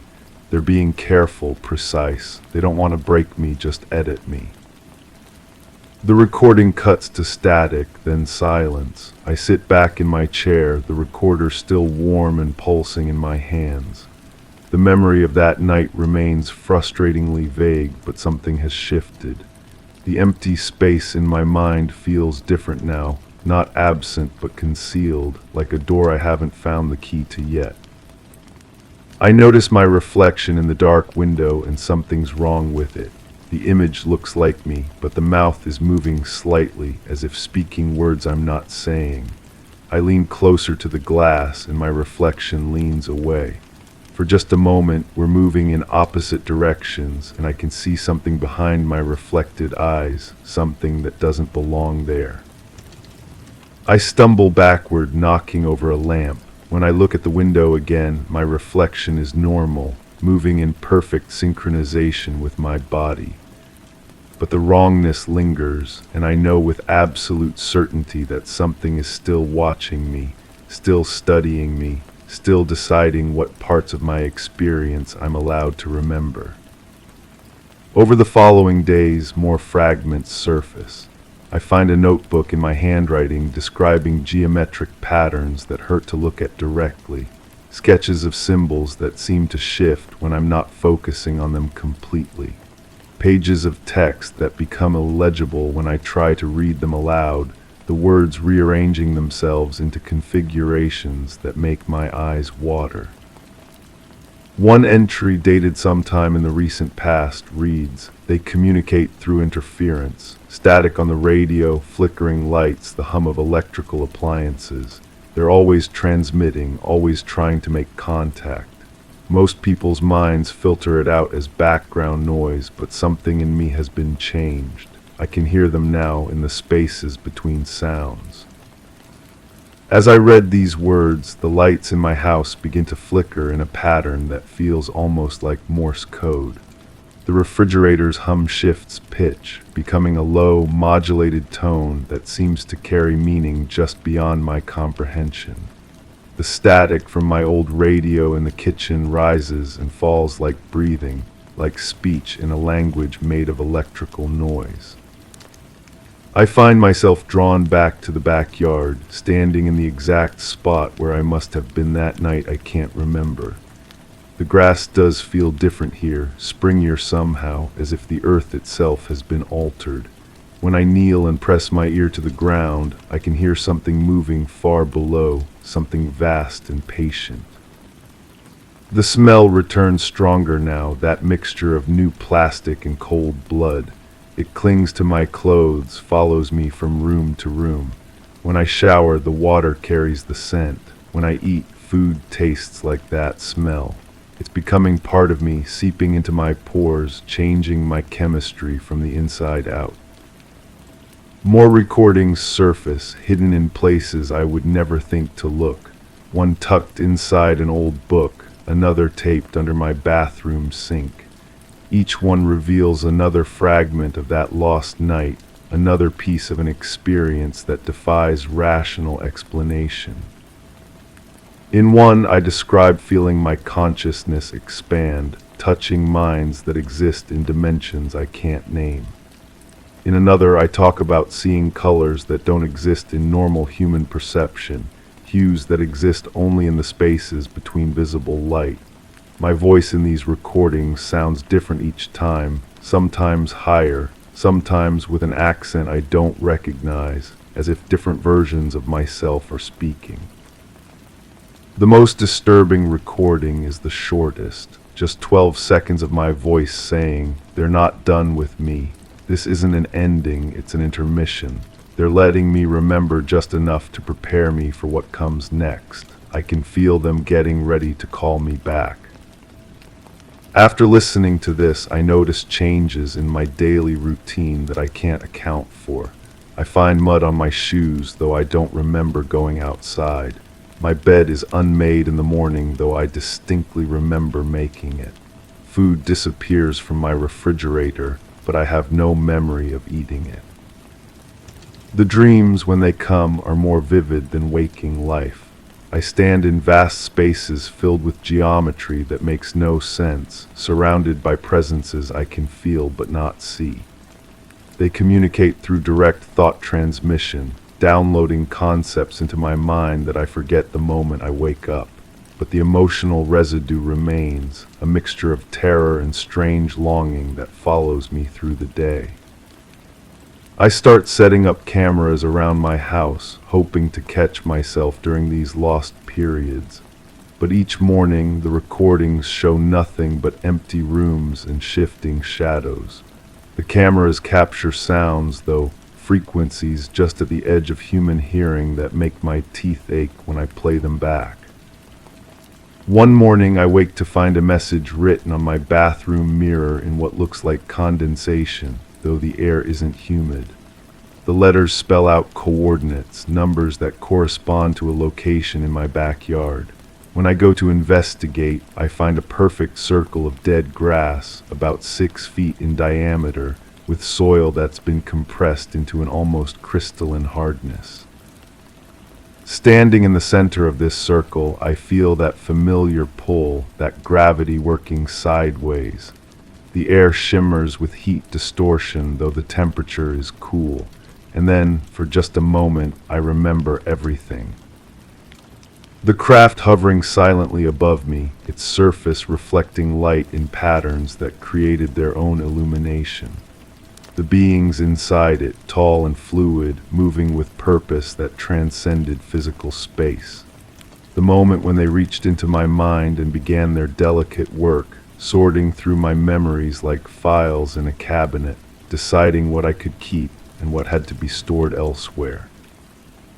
But most clearly, I remember the promise they made without words. This was not a single event, but the beginning of a process. They had chosen me for reasons I couldn't understand, marked me for a purpose that would unfold slowly, carefully over time.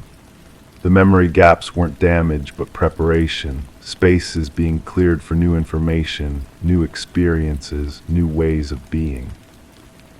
The vision fades, leaving me gasping in the circle of dead grass, but the knowledge remains cold and certain in my chest. They're still here, still watching, still working. The investigation I thought I was conducting was actually part of their plan, a guided rediscovery designed to prepare me for the next phase. As I walk back toward my house, I notice my shadow on the ground. It's moving wrong again, lagging behind my steps by just a fraction of a second. And in that delay, I can see the shadow of something else, something walking beside me that isn't there when I look directly. The recorder in my pocket pulses with warmth, and I know without checking that it's recording again, capturing words I haven't spoken yet, documenting experiences I haven't had yet, building a record of a future I'm walking toward whether I choose to or not. The curtains in my living room are perfectly still now, but that doesn't bring the relief I expected. Instead, their stillness feels like held breath, like the pause before something immense and inevitable begins to move. I sit back down in my chair and wait, because that's all I can do now. Wait and listen for the sound of my own voice on recordings I haven't made yet, describing things I haven't seen yet, preparing for a return I never chose but can no longer avoid. The question isn't whether they're coming back for me. The question is whether I'll still be me when they do.